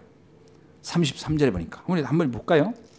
베드로가 대답하여 가로되 다 주를 버릴지라도, 다 주를 버릴지라는 얘기는 이 제자들, 나머지 여기 있는 제자들도 그러니까 주님 다 배신할지도 모릅니다. 이놈들. 그렇지. 그러나 나는 뭐라고요? 언제든지 버리지 않겠나이다. 이게 이 베드로의, 이게 그냥 허풍이에요? 중심이겠어요? 전 베드로의 중심이라고 봐요. 그뿐만 아닙니다. 누가복음 22장 33절은 또 뭐라고 얘기합니까? 저가 말하여 주여 내가 주와 함께 오게도 가고 죽는 데도 가기를 준비하였나이다. 주님이 그렇게 말씀하니 내가 그렇지 않아도 평소에 안 되겠다. 주님이 자꾸 죽겠다 하니까 내가 끝까지 내가 주님을 지켜야 되겠다. 어디까지? 오게 간다? 그럼 나도 오게도 가고. 주님이 죽는다? 그럼 내가 대신 죽겠다. 근데 이거를 어떻게 했다고? 마음의 준비를 하고 있다는 거예요. 이게 베드로의 마음입니다. 근데요, 이 베드로의 마음이 하루를 못 넘겨. 그게 문제예요. 하루를 못 넘겨. 주님은 오늘 밤에 그 말 하자마자 오늘 밤에, 하루 지나서 새벽에 닭이 울기도 전에 너는 나를 배신할 거다. 여러분, 베드로의 다짐이 틀린 게 아닙니다. 잘못된 게 아니에요. 베드로의 마음이 대단한 겁니다. 여러분도 그러죠? 네, 교회로 해서 뼈를 묻겠습니다. 할 수 있잖아. 그 마음은 진실이니까. 그게 진실이 아니란 말을 누가 하겠어요? 그건 진실입니다. 그러나 그게 과연 얼만큼 실효성이 있느냐 하는 문제는 또 다른 문제지요.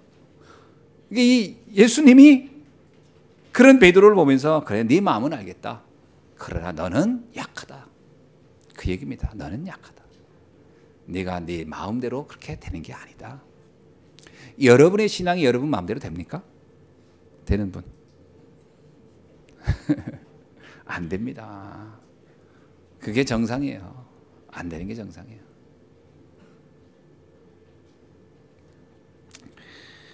베드로의 한계가 뭡니까?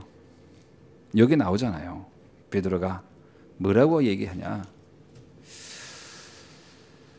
69절에서 75절에 보면 베드로의 세 번의 거부하는 게 나옵니다.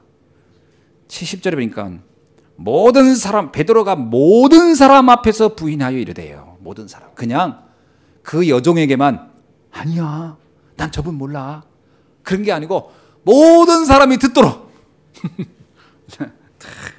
공개적으로 이렇게 얘기했어요. 또 베드로가 72절에 보니까 그래도 안 믿어 사람들이. 두 번째는 어떻게 해요? 맹세하여 또 부인하여. 이제 이 부인이 갈수록 강도가 높아집니다. 이제 맹세까지 합니다. 나 절대로 아니다. 내가 이름을 걸고 뭐 그렇게 했지. 뭐 어디다 맹세했을까요? 하나님을 두고 내가 맹세한다. 뭐 이렇게까지는 하지 않을까. 보통 신앙인들이니까 하나님을 두고 맹세한다 이렇게 했을 것 같아요. 74절 뭐라고 합니까? 이제 맹세를 넘어서 저주하며 맹세하기를. 뭐냐, 저주하면 어떻게 해요? 난 저 예수가 죽기를 바래 나도 막 이러면서 그렇겠죠. 저 예수가 십자가에 죽기를 난도 안 해. 뭐 이렇게 저주했겠죠. 그 저주라는 것은 사람들의 마음, 생각을 나도 같이 동의한다는 얘기예요. 이게 베드로예요. 여러분, 야, 베드로가 참 악하다 이렇게 느껴집니까? 어떻습니까? 여러분 어떻게 느껴져요? 베드로를 보면서 야, 베드로가 의리도 없는 인간이네 이렇게 느껴집니까? 어떻게 저런 인간이 하나님이 예수님이 제자일 수 있어 이렇게 느껴집니까? 아니에요. 그 베드로가 나의 모습이에요. 우리도 그럴 수 있다는 거예요. 저는 이걸 보면서 이런 생각을 합니다. 내가 베드로보다 나을 게 뭐가 있겠을까? 내가 베드로보다 더 낫다고 할 수 있는 게 뭘까? 우리는 이런 정도의 상황도 아닌데도 이 정도 상황이 아닌데도 참 배신을 하지 않고 있나 이런 생각을 하게 되죠. 그럼에도 불구하고 우리들이 가장 큰 착각이 뭐냐면 이게 인간의 연약함입니다. 이게 인간의 약함인데 이 부분을 우리가 부정하고 아니다. 나는 내 의지로, 내 의심, 내가 뭐 믿음으로, 내 확신으로 내 신앙을 내가 지킬 수 있다. 이런다면 이게 더 큰 문제예요. 이게 더 큰 문제예요. 그렇게 그것을 장담하는 게 더 문제예요. 그렇게 될 수가 없습니다, 인간은. 그러면 예수님은 이런 베드로를 몰랐을까요? 알고 있었잖아요. 이미 만찬할 때 알았잖아요. 너는 배신할 것이다. 그러면 베드로가 배신할 걸 알고 버렸습니까? 버린 게 아니에요. 그 베드로를 알고 있는 거예요. 예수님이 우리를 알고 있는 거예요. 누구보다도 우리의 체질을 너무 잘 알고 계신 거예요. 우리는 약하다는 것을. 그런데 하나님은 우리의 약함을 알고 있는데 내가 나를 몰라. 내가 나를 너무 강하게 여기고 있어. 그게 문제예요. 많은 사람들은 자기의 의지를 가지고 의로워질 수 있다고 착각합니다. 아니요. 인간의 노력, 다짐 이것에 여러분 의존하지 않기를 바랍니다. 자기 자신의 생각, 감정 여기에 의존하지 마세요. 그게 굉장히 허약한 겁니다. 의존하면 한 만큼 실망하게 돼요. 애당초 거기에 의존했기 때문에 그렇습니다. 나는 절대로 흔들리지 않을 거라고. 그런 말 자체를 하지 마세요. 그냥 흔들릴 수 있어요. 저는 그렇게 하세요. 그게 더 정확합니다.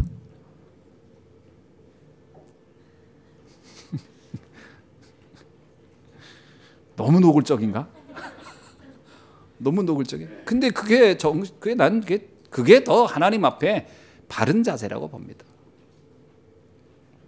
그 제가 그러잖아요. 전 강단에서는 하나님 같이 하지만 내려가는 순간 저는 아주 평범한 인간이 되어서 온갖 실수를 다 하고 있다고요. 그래서 우리 아이들은 압니다. 우리 아빠가 얼마나 하나님의 은혜가 많이 필요한 사람인지를. 성도님들도 더 잘 알죠. 저도 참 실수도 참 엄청 많이 한 사람입니다. 우리가 다른 분을 볼 때 그 눈으로 봐야 돼요. 성도를 볼 때 이 눈으로 봐야 돼요. 그래, 저런 분도 실수할 수 있다. 허약할 수 있고 흔들릴 수 있다. 여러분이 가장 큰 위험한 것은 저분은 절대로 흔들릴 수 없는 믿음을 가졌어 라고 하는 게 더 위험한 거예요. 제가 여러분한테 언제 가장 부담스러울 것 같아요? 언제 가장 부담스러울 것 같아요? 여러분이 눈이 나를 바를 때 우리 목사님이 절대 흔들릴 수 없는 믿음을 가졌어 라고 할 그 눈동자로 날 쳐다볼 때 그때가 나는 가장 부담스러워요. 저를 그 눈으로 보지 마세요. 저는 그럴 수 있는 힘을 갖고 있지 못해요. 저는 그런 힘을 갖고 있지 못해요. 왜 많은 사람들이 영적 문제에 빠지냐면 어떤 면에서 그 영적 문제를 근본적인 생각의 틀이 안 바뀌어서 그렇습니다. 우리는 하나님의 은혜가 필요한 사람이에요. 그것부터 출발해야 돼요. 나는 하나님의 은혜가 필요한. 언제요? 날마다, 아멘, 날마다 하나님의 은혜가 필요한 사람이다. 그 사람의 신앙이 가장 건강합니다. 가장 바르게 될 겁니다.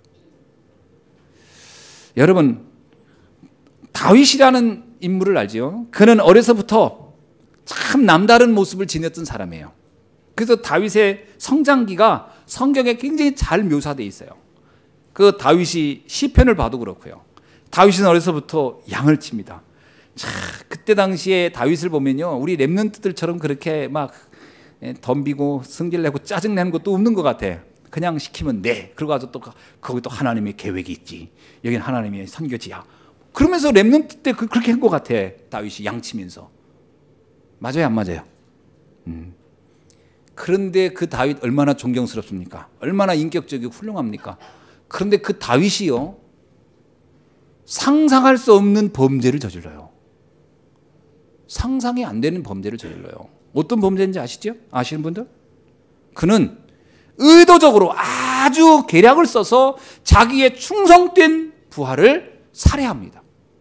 왜 살해하죠? 그 부하의 아내가 너무 이뻐.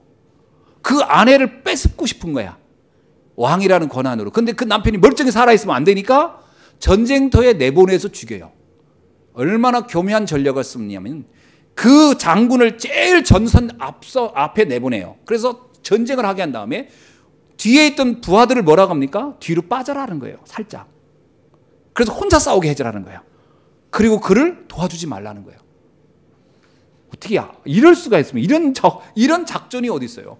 그래서 나라를 구하겠다고 자기의 임금인 다윗 왕을 돕겠다고 이 사람이 칼을 들고 전쟁터에 나가서 싸웁니다. 그런데 그를 도와줄 군인들을 왕이 명령을 내렸기 때문에 그 사람이 죽는 거 뻔히 알면서 뒤로 후진해 버렸어요. 이 사람 혼자 싸우다가 전쟁터에서 장렬히 전사합니다. 야, 이게 다윗이에요. 존경이 갑니까? 얼마나 악해요. 그리고 그 아내를 드디어 갖다가 자기가 취해요. 자기 부인으로. 너무나 기분 좋게. 어느 날 하나님의 종 나단 선지자가 와서 말합니다. 이 악한 놈 하면서. 다윗이 그 말을 듣고 그때 깨달아요. 내가 하나님 앞에 엄청난 범죄를 했구나. 다윗의 연약함. 그럼 하나님이 다윗을 버렸습니까? 근데 놀라운 것은요, 하나님이 그 잘못을 지적을 하고 책망을 하지만 다윗을 버리지 않는 이유가 있었어요. 그게 뭐냐면 그의 인격 때문이 아니고 그가 그 마음 중심에 있는 하나님을 사랑하는 마음 자체는 변함이 없었어요. 그래서 하나님이 다윗을 가지고 뭐라고 하죠? 나는 중심을 본다. 그는 내 마음에는 합한 자다. 그의 인격이 아니고 그의 삶이 아니고 그의 수준이 아니고 그 속에 있는 그 믿음은 내가 인정한다. 여러분, 인간의 한계를 너무나 잘 알고 계신 하나님께서 그래서 우리에게 그리스도를 보내주신 겁니다. 우리의 힘으로는 우리의 인생을 우리가 제대로 살아갈 수 없는 걸 아셔요. 그래서 로마서 5장 8절에 뭐라고 얘기하죠?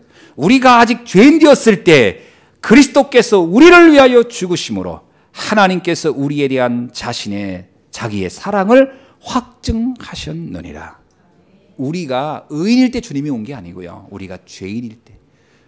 우리는 하나님 앞에 감히 얼굴을 들을 수 없을 때, 나는 내 허물이 너무 많아서 차마 내가 뭐라고 말할 수 없을 때, 그때 하나님께서 그리스도를 우리에게 보내주셨다. 하나님의 사랑을 성경은 이렇게 말합니다. 요한복음 3장 16절에 하나님이 세상을 이처럼 사랑하사. 이처럼이 뭡니까? 이처럼은 자신의 아들을 십자가에 달려 죽기까지 사랑한 거예요. 그게 이처럼입니다. 그렇게 사랑하사 독생자를 주셨으니 이는 저를 믿는 자마다 멸망치 않고 영생을 얻게 하려 하심이니라. 하나님의 사랑. 우리는 십자가의 저주만큼 받아야 마땅한 우리인데 하나님께서 우리를 구원하시기 위해 그의 독생자를 보내셨다는 거예요. 로마서 8장 32절에 이렇게 말합니다. 자기 아들을 아끼지 아니하시고 우리의 모든 사람을 위하여 내어주시니가 어찌 그 아들과 함께 모든 것을 우리에게 은사로 주지 아니하시겠느냐. 하나님은 우리에게 당신의 아들을 목숨을 바쳐서, 아니면 어쩌면 하나님 자신이 우리의 죄를 위하여 십자가에 죽기까지 우리를 사랑하셨다는 거예요. 그런 사랑이 가진 그분이 우리에게 다른 것인들 안 주겠느냐. 요한일서 4장 9절로 10절에서 이런 말씀입니다. 하나님이 사랑이 우리에게 이렇게 나타난 바 되었으니 하나님이 자기의 독생자를 세상에 보내심은 저로 말미암아 우리를 살리려 하심이니라. 사랑은 여기 있으니 우리가 하나님을 사랑한 것이 아니요 우리는 하나님을 사랑한 적이 없어요. 사실 어떤 면에서 오직 하나님이 우리를 사랑하사 우리의 죄를 위하여 화목제물로 그 아들을 보내셨음이니라. 그래서 주님은 우리에게 다른 걸 기대하지 않습니다. 우리의 인격, 우리의 수준, 우리의 양심, 이런 것을 주님은 별로 기대하지 않아요. 왜? 기대할 정도의 가치가 없어요. 그 주님이 그걸 가지고 너는 훌륭하구나, 너 마음에 된다 안 된다 이런 말을 안 하세요. 그거는 너무나 가벼운 것이기 때문에, 깃털처럼 너무나 가벼운 것이기 때문에 그건 가지고는 주님은 말하지 않으셔요. 우리도 그러면 그거 가지고 말하면 안 되겠죠. 옆 사람한테 인사하세요. 이제 당신을 새롭게 보겠습니다. 아멘. 다른 거 가지고 보면 안 돼요. 이제 여러분 다르게 봐야 돼요. 지금까지 우리는 거의 이 주님은 깃털처럼 여기고 가벼운 그것을 우리는 굉장히 중요한 판단 기준으로 그걸 가지고 사람을 보았단 말이에요. 그러니 이게 하나님과 우리가 안 맞지. 다윗이 왜 사울왕을 그렇게 용서할 수 있었을 것 같습니까? 다윗은 평소에 그랬을 거예요. 내가 저 사울보다 더 나을 게 뭐냐? 내가 무슨 자격으로 저 사울을 내가 죽인단 말이냐? 그렇죠? 난 다윗이 그 우리아의 사건, 우리아 아내의 사건을 겪고 난 이후에 다윗이 나라를 어떻게 다스렸을 것 같아요? 김정은이처럼 다스렸겠어요? 이놈들 나를 인정 안 해? 다 죽여버려! 이렇게 했습니까? 나는 백성들이 어떤 잘못을 해도 이랬을 겁니다. 이 왕의 입장에선 네가 나보다 낫다. 백성들이 별짓을 다 해도 그래도 네가 나보다 낫다. 막 그런 마음으로 나라를 다스려. 여러분, 일단 우리가 이렇게 생각합니다. 옆 사람한테 인사해주세요. 당신이 나보다 낫습니다. 그냥 나은 게 아니라 천반배 낫습니다.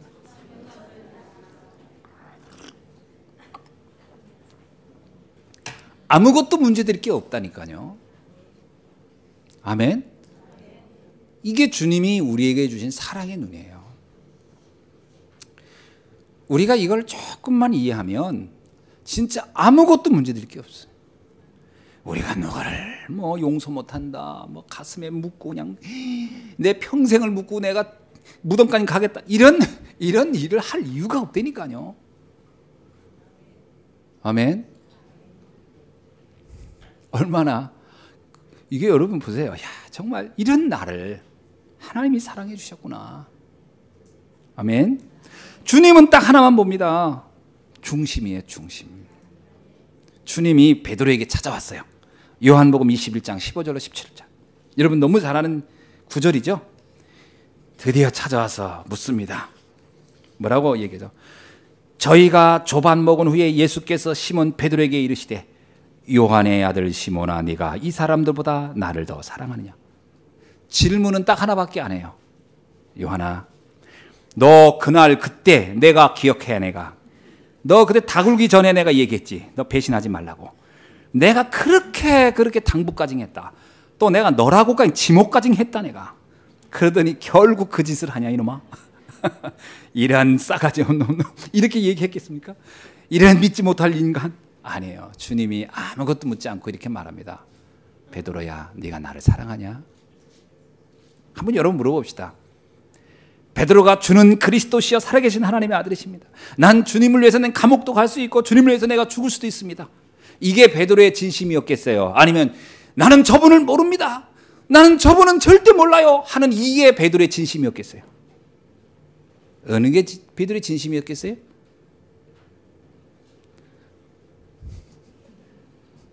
전 베드로가 막 주님을 저주하고 했던 거는 무서워서 한 거예요. 무서워서. 인간의 연약함 때문에. 그게 베드로의 진심은 아니었겠지. 베드로는 속으로 그랬을 겁니다. 주님 용서해 주세요. 내가 이렇게 할 수 없어. 내가 원래 인간이 이래서. 그래서 그러면서 돌아서서 닭이 우니까 어떻게 했어요? 통곡하니라. 그리고 베드로가 이제 고향으로 갑니다. 낙향해요. 고향으로 왜 갔겠습니까? 제가 보기에는 하나님 앞에 들을 얼굴이 없는 건 낯짝이 없는 게 자기도 인간이라. 내가 어찌 내가 이런 인간이 뭘 전도한다고 내가 낫을까? 내가 뭘 이제 예수님을 전한다고 내 인간이 사람이 그래도 이 얼굴이 뭐라도 그래도 그 나머지 뭘 있지 재간에. 그러니까 이게 베드로가요 마음이 너무 자기간에 자기에게 실망한 거야. 그래서 내가 그래 나는 고기나 잡을 정도밖에 수준이 안 되는 인간이야 나는. 에라이 그러면서 가서 고기 잡고 있는 거지. 그 고기 잡는 마음이 오죽하겠어? 근데 주님이 베드로에게 딱 나타나서 뭐라고 합니까? 딱 하나만 물어요. 네가 나를 사랑하느냐? 뭐라고 합니까? 요한의 아들 시몬아 네가 이 사람들보다 나를 더 사랑하느냐? 가로되 주여 그러하여이다. 내가 주를 사랑하는 줄 주께서 아시나이다. 그럽니다. 그거는 베드로가 진심인 거예요. 그러니까 주님이 말하잖아요. 그래. 그건 내가 알겠다. 그런데 3번을 물어요. 자, 주님이 한 번 물어도 될 걸. 또 묻고 또 물어. 왜 물었을까요? 여러 번 생각해 봤어요. 3번 배반했기 때문에 내가 3번 와 확인해 봐야 되겠다. 이런 마음이 아니에요. 나는 베드로의 중심을 주님은 나는 베드로가 주님을 사랑합니다 할 때 주님이 그 말을 너무 듣고 싶어 했을 것 같아. 그 말을 내가 주님을 사랑합니다. 내가 주님을 사랑합니다. 주님은 그 말을 참 듣고 싶었던 것 같아요. 그래, 그게 너의 진심이구나. 그것이 답니다. 그것으로 끝난 겁니다. 아멘. 근데 주님이 그 베드로에게 어마어마한 사명을 줘요. 뭐라고 주죠? 베드로야, 내 양을 먹여라. 내가 지금 이 땅에 와서 해야 했던 그 복음 운동을 네가 이제 해야 될 것이다. 그의 인격 가지고 부탁한 게 아닙니다. 그의 수준에 부탁한 게 아니에요. 그의 능력에 부탁한 게 아니에요. 딱 하나를 놓고 부탁한 거예요. 내가 나를 정말 사랑한다면 너는 충분히 자격이 있다. 오늘 여러분 예수가 그리스도로 믿어지십니까? 그렇다면 여러분은 하나님의 일을 하기에 충분한 자격을 갖춘 사람인 줄로 믿습니다. 다른 어떤 것이 자격이 아니에요. 배웠냐 안 배웠냐, 뭐 내가 신앙생활 연조가 되냐 안 되냐, 이건 자격이 아닙니다. 내가 정말 그리스도를 제대로 안다면 충분히 영혼을 살릴 자격자로 주님은 우리를 부르시고 있는 줄로 믿습니다. 베드로가요 변화가 일어나요. 어떤 변화가 일어납니까? 그때 베드로가 비로소 자기를 발견한 거예요. 내가 누구냐? 여러분 사람이요 자기를 자꾸 착각해요. 어쩌면 자기 수준의 자기 때문에 나 같은 인간이 이게 가장 큰 실수입니다. 모세가 그래서 실수했던 거예요. 나 같은 인간이 뭘 하겠냐? 아닙니다. 베드로가 이때 깨달은 거예요. 하나님이 나를 사랑하시고 그리스도가 나를 필요로 하는구나. 내 중심을 보시고.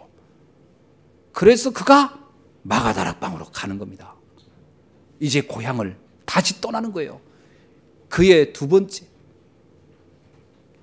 첫 번째 예수님 처음 부름을 받았을 때 갔을 때고, 이제는 스스로 자기 발로 이제 갑니다. 어디로? 마가다락방으로. 가서 마가다락방에 모여서 주님이 마지막 했던 부활 직전에, 승천 직전에 주셨던 말씀을 붙잡고 그가 기도에 들어가죠. 마가다락방에 모이면 죽는 걸 뻔히 압니다. 그러나 이제 베드로는 달라졌어요. 내가 이 사명 감당하다 가리라.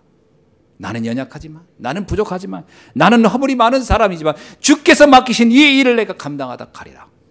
그래서요 사도행전 1장 14절에 그들이 오로지 마가다락방에 모여 기도에 힘썼느니라. 아멘. 어떻게 바뀝니다?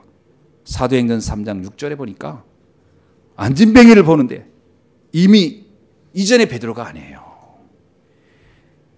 그에게 담대하게 외칩니다. 뭐라고 하죠? 베드로가 가로되 은과 금은 내게 없거니와 내게 있는 것으로 내게 주노니 곧 나사렛 예수 그리스도의 이름으로 걸어라 하고. 사도행전 4장에 보니까요, 4장 12절에는 이단으로 누명을 써가지고 이제는 법정에서 베드로에게 사형을 내릴 판이에요. 법정에 세워놓고 그 마지막 베드로에게 너 마지막 네가 하고 싶은 얘기 있으면 해라고 이제 지금 재판을 이제 하는 상황인데, 베드로가 거기서 뭐라고 얘기합니까? 다른 건 다 말해도 예수가 그리스도란 말은 하지 마라고 하는 그때 베드로가 외칩니다. 천하에 구원을 얻을 만한 다른 이름을 우리에게 주신 적이 없음이니라. 오직 예수 그리스도 외에는 구원자가 없느니라. 이제 베드로는요, 다른 사람이 돼버렸어요. 그는 이미 자기가 어떤 사람인지를 알은 거예요.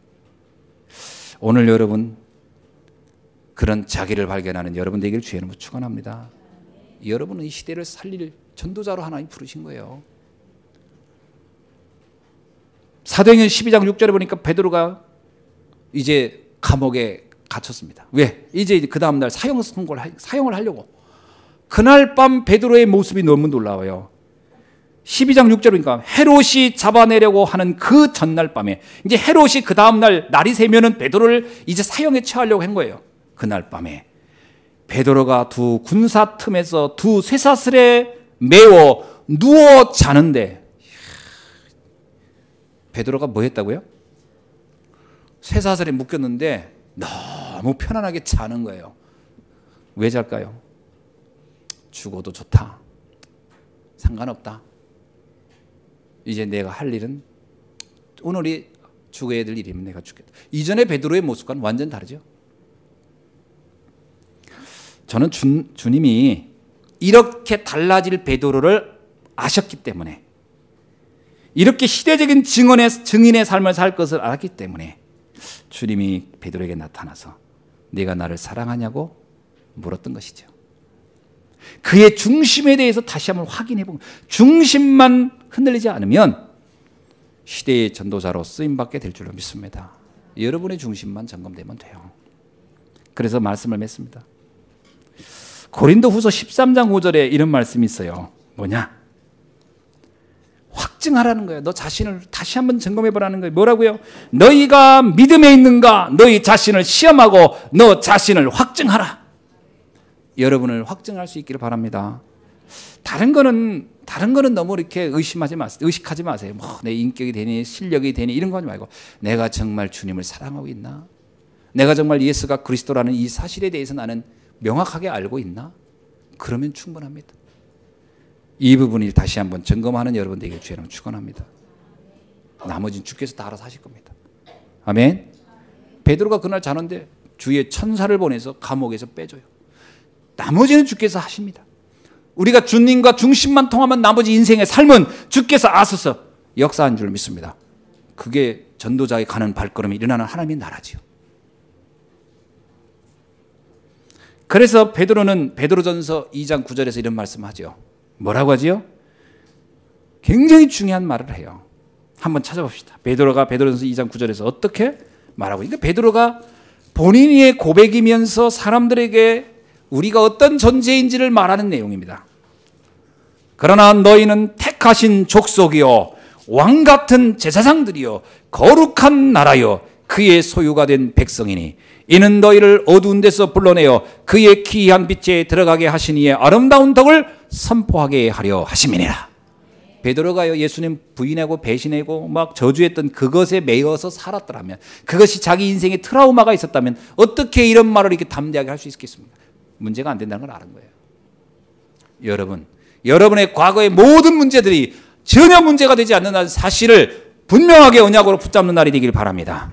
오늘 여러분이 잡을 건 딱 하나밖에 없어요. 그래, 나는 왕 같은 제사장이요 거룩한 나라요 그의 소유된 백성이며 이 어두운 데서 불러내어 이 귀한 빛과 아름다운 주님의 복음의 덕을 선포하는 자로 하나님은 나를 세우셨구나. 아멘. 옆 사람한테 인사하세요. 당신은 시대의 전도자가 분명합니다. 또 한 번 더 하세요. 하나님은 당신을 기대하십니다. 이게 하나님의 말씀, 이게 하나님의 약속. 이거만 여러분 붙잡으면 됩니다. 아멘. 아멘. 그래서 하나님의 기대가 있는 거죠. 마태복음 4장 19절에서 예수님이 처음 베드로를 부를 때 뭐라 합니까? 내가 너로 사람 낚는 너부가 되게 하리라. 이건 주님이 알고 있었던 거예요. 이렇게 베드로가 될 것을. 마태복음 28장 19절 20절에 의심하는 자들도 있었는데 그들에게 무슨 말씀을 줍니다. 너희는 가서 모든 족속으로 제자를 삼으라. 요한복음 21장 15절로 17절에 무슨 말씀을 줍니까? 내 양을 치라. 사도행전 1장 8절에 무슨 얘기합니까? 너희는 가서 이제 성령의 충만함을 받고 땅끝까지 이르러 복음의 증인이 되라. 지금 현장은 시급합니다. 얼마나 시급하냐면 주님이 우리에게 빨리 가라고, 지금 내 문제에 매여서 지금 고민할 때가 아니라고 할 만큼 시급합니다. 이 시대를 가리켜 뭐냐? 풍랑만난 시대라고 합니다. 풍랑만난 배는 한시가 급한 거예요. 이 시대는 지금 심각합니다. 우리가 조금만 방심하고 있으면 많은 사람들이 완전히 인생이 무너지고 가정이 깨지고 할 일은 뭐 불을 보듯 뻔한 시대예요. 에레미야 애가에 이런 말씀이 있습니다. 에레미야 애가 4장 3절로 4절. 아주 심각한 말씀인데 여러분이 좀 귀담아 들었으면 좋겠습니다. 들깨는 오히려 젖을 내어 새끼를 먹이나. 자, 들깨가, 들에 있는 개 있죠? 야상개는 젖을 짜서 자기 새끼를 먹이는데 내 백성은 잔인하여 광야의 타조 같구나. 내 백성은 잔인해서 왜 타조를 비교했을까요? 그래서 제가 타조가 뭔가 하고 봤더니 딱히 타조에 대해서 나오는 게 없는데 이거 한 가지는 있더라고. 타조가 알을 낳으면 암탉이 품지 않고 숫것 타조가 품대. 암타조는 알만 낳고 관심이 없어. 그리고 숫타조가 다 품어서 알을 부화시키더라고. 그 얘기인가? 다시 말하면 알을 낳은 그 자기가 알 낳았으면 자기가 관심 가져야 되잖아. 여러분 자녀 낳으면 여러분이 관심 가져야 되잖아. 근데 관심이 없는 거야. 그래서 너희는 잔인한 타조 같구나 이 말을 한 게, 주변 사람의 영혼에 무관심한 사람, 그걸 타조에 비교한 것 같아요. 그러면서 뭐라고 합니까? 그 다음 얘기가 더 리얼해요. 리얼.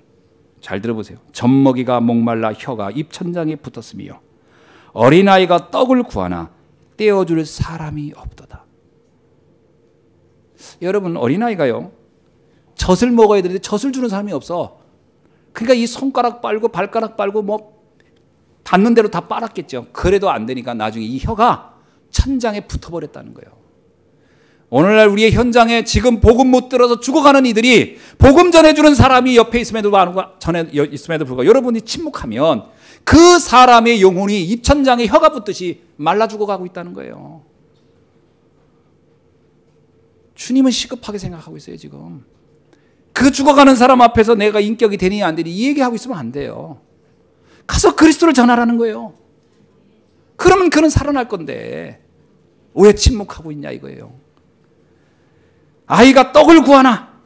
그 아이는 불신자를 말하죠. 복음이 없는 그들이 지금 막 너무 허기져서 떡을 달라고 외치고 있는데 그 아이에게 떡을 떼어줄 사람이 없구나.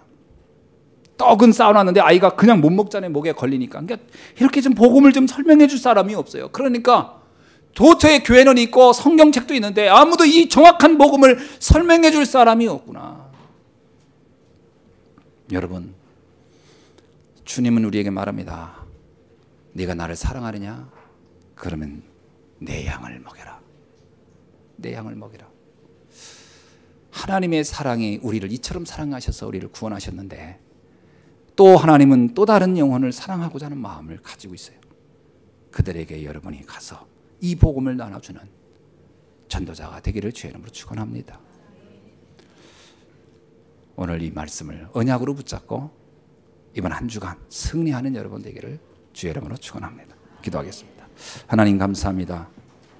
오늘 주신 이 말씀 다시 한번 우리가 언약으로 굳게 붙잡고 우리는 베드로보다도 더 악하고 더 하나님 앞에 감히 쓸 수 없는 자였건만 하나님이 우리를 사랑하여 주셔서 하나님의 자녀 삼아 주시고 우리에게 또한 우리를 사랑해 주실 뿐만 아니라 이 시대를 살리는 전도자로 불러주셔서 이제 가서 내 양을 먹이라고, 내 어린 양을 먹이라고 명령하시는 바, 그 음성을 주의 음성으로 듣고 현장으로 갈 수 있는 믿음의 결단하는 시간이 되게 하여 주옵소서. 이번 한 주간 동안 현장을 보며 정말 아버지 하나님의 복음이 없어서 그 혀가 입천장에 달라붙는 것 같은 고통당하는 이들에게 이제는 정말 이 생명의 복음을 전하는 일에 우리가 조금도 주저함 없게 하여 주시고, 때를 얻든지 못 얻든지 그리스도의 복음을 전하는 일에 하나님 쓰임받는 주의 종들이 되게 하옵소서. 살아계신 주 예수 그리스도의 이름으로 기도하옵나이다. 아멘.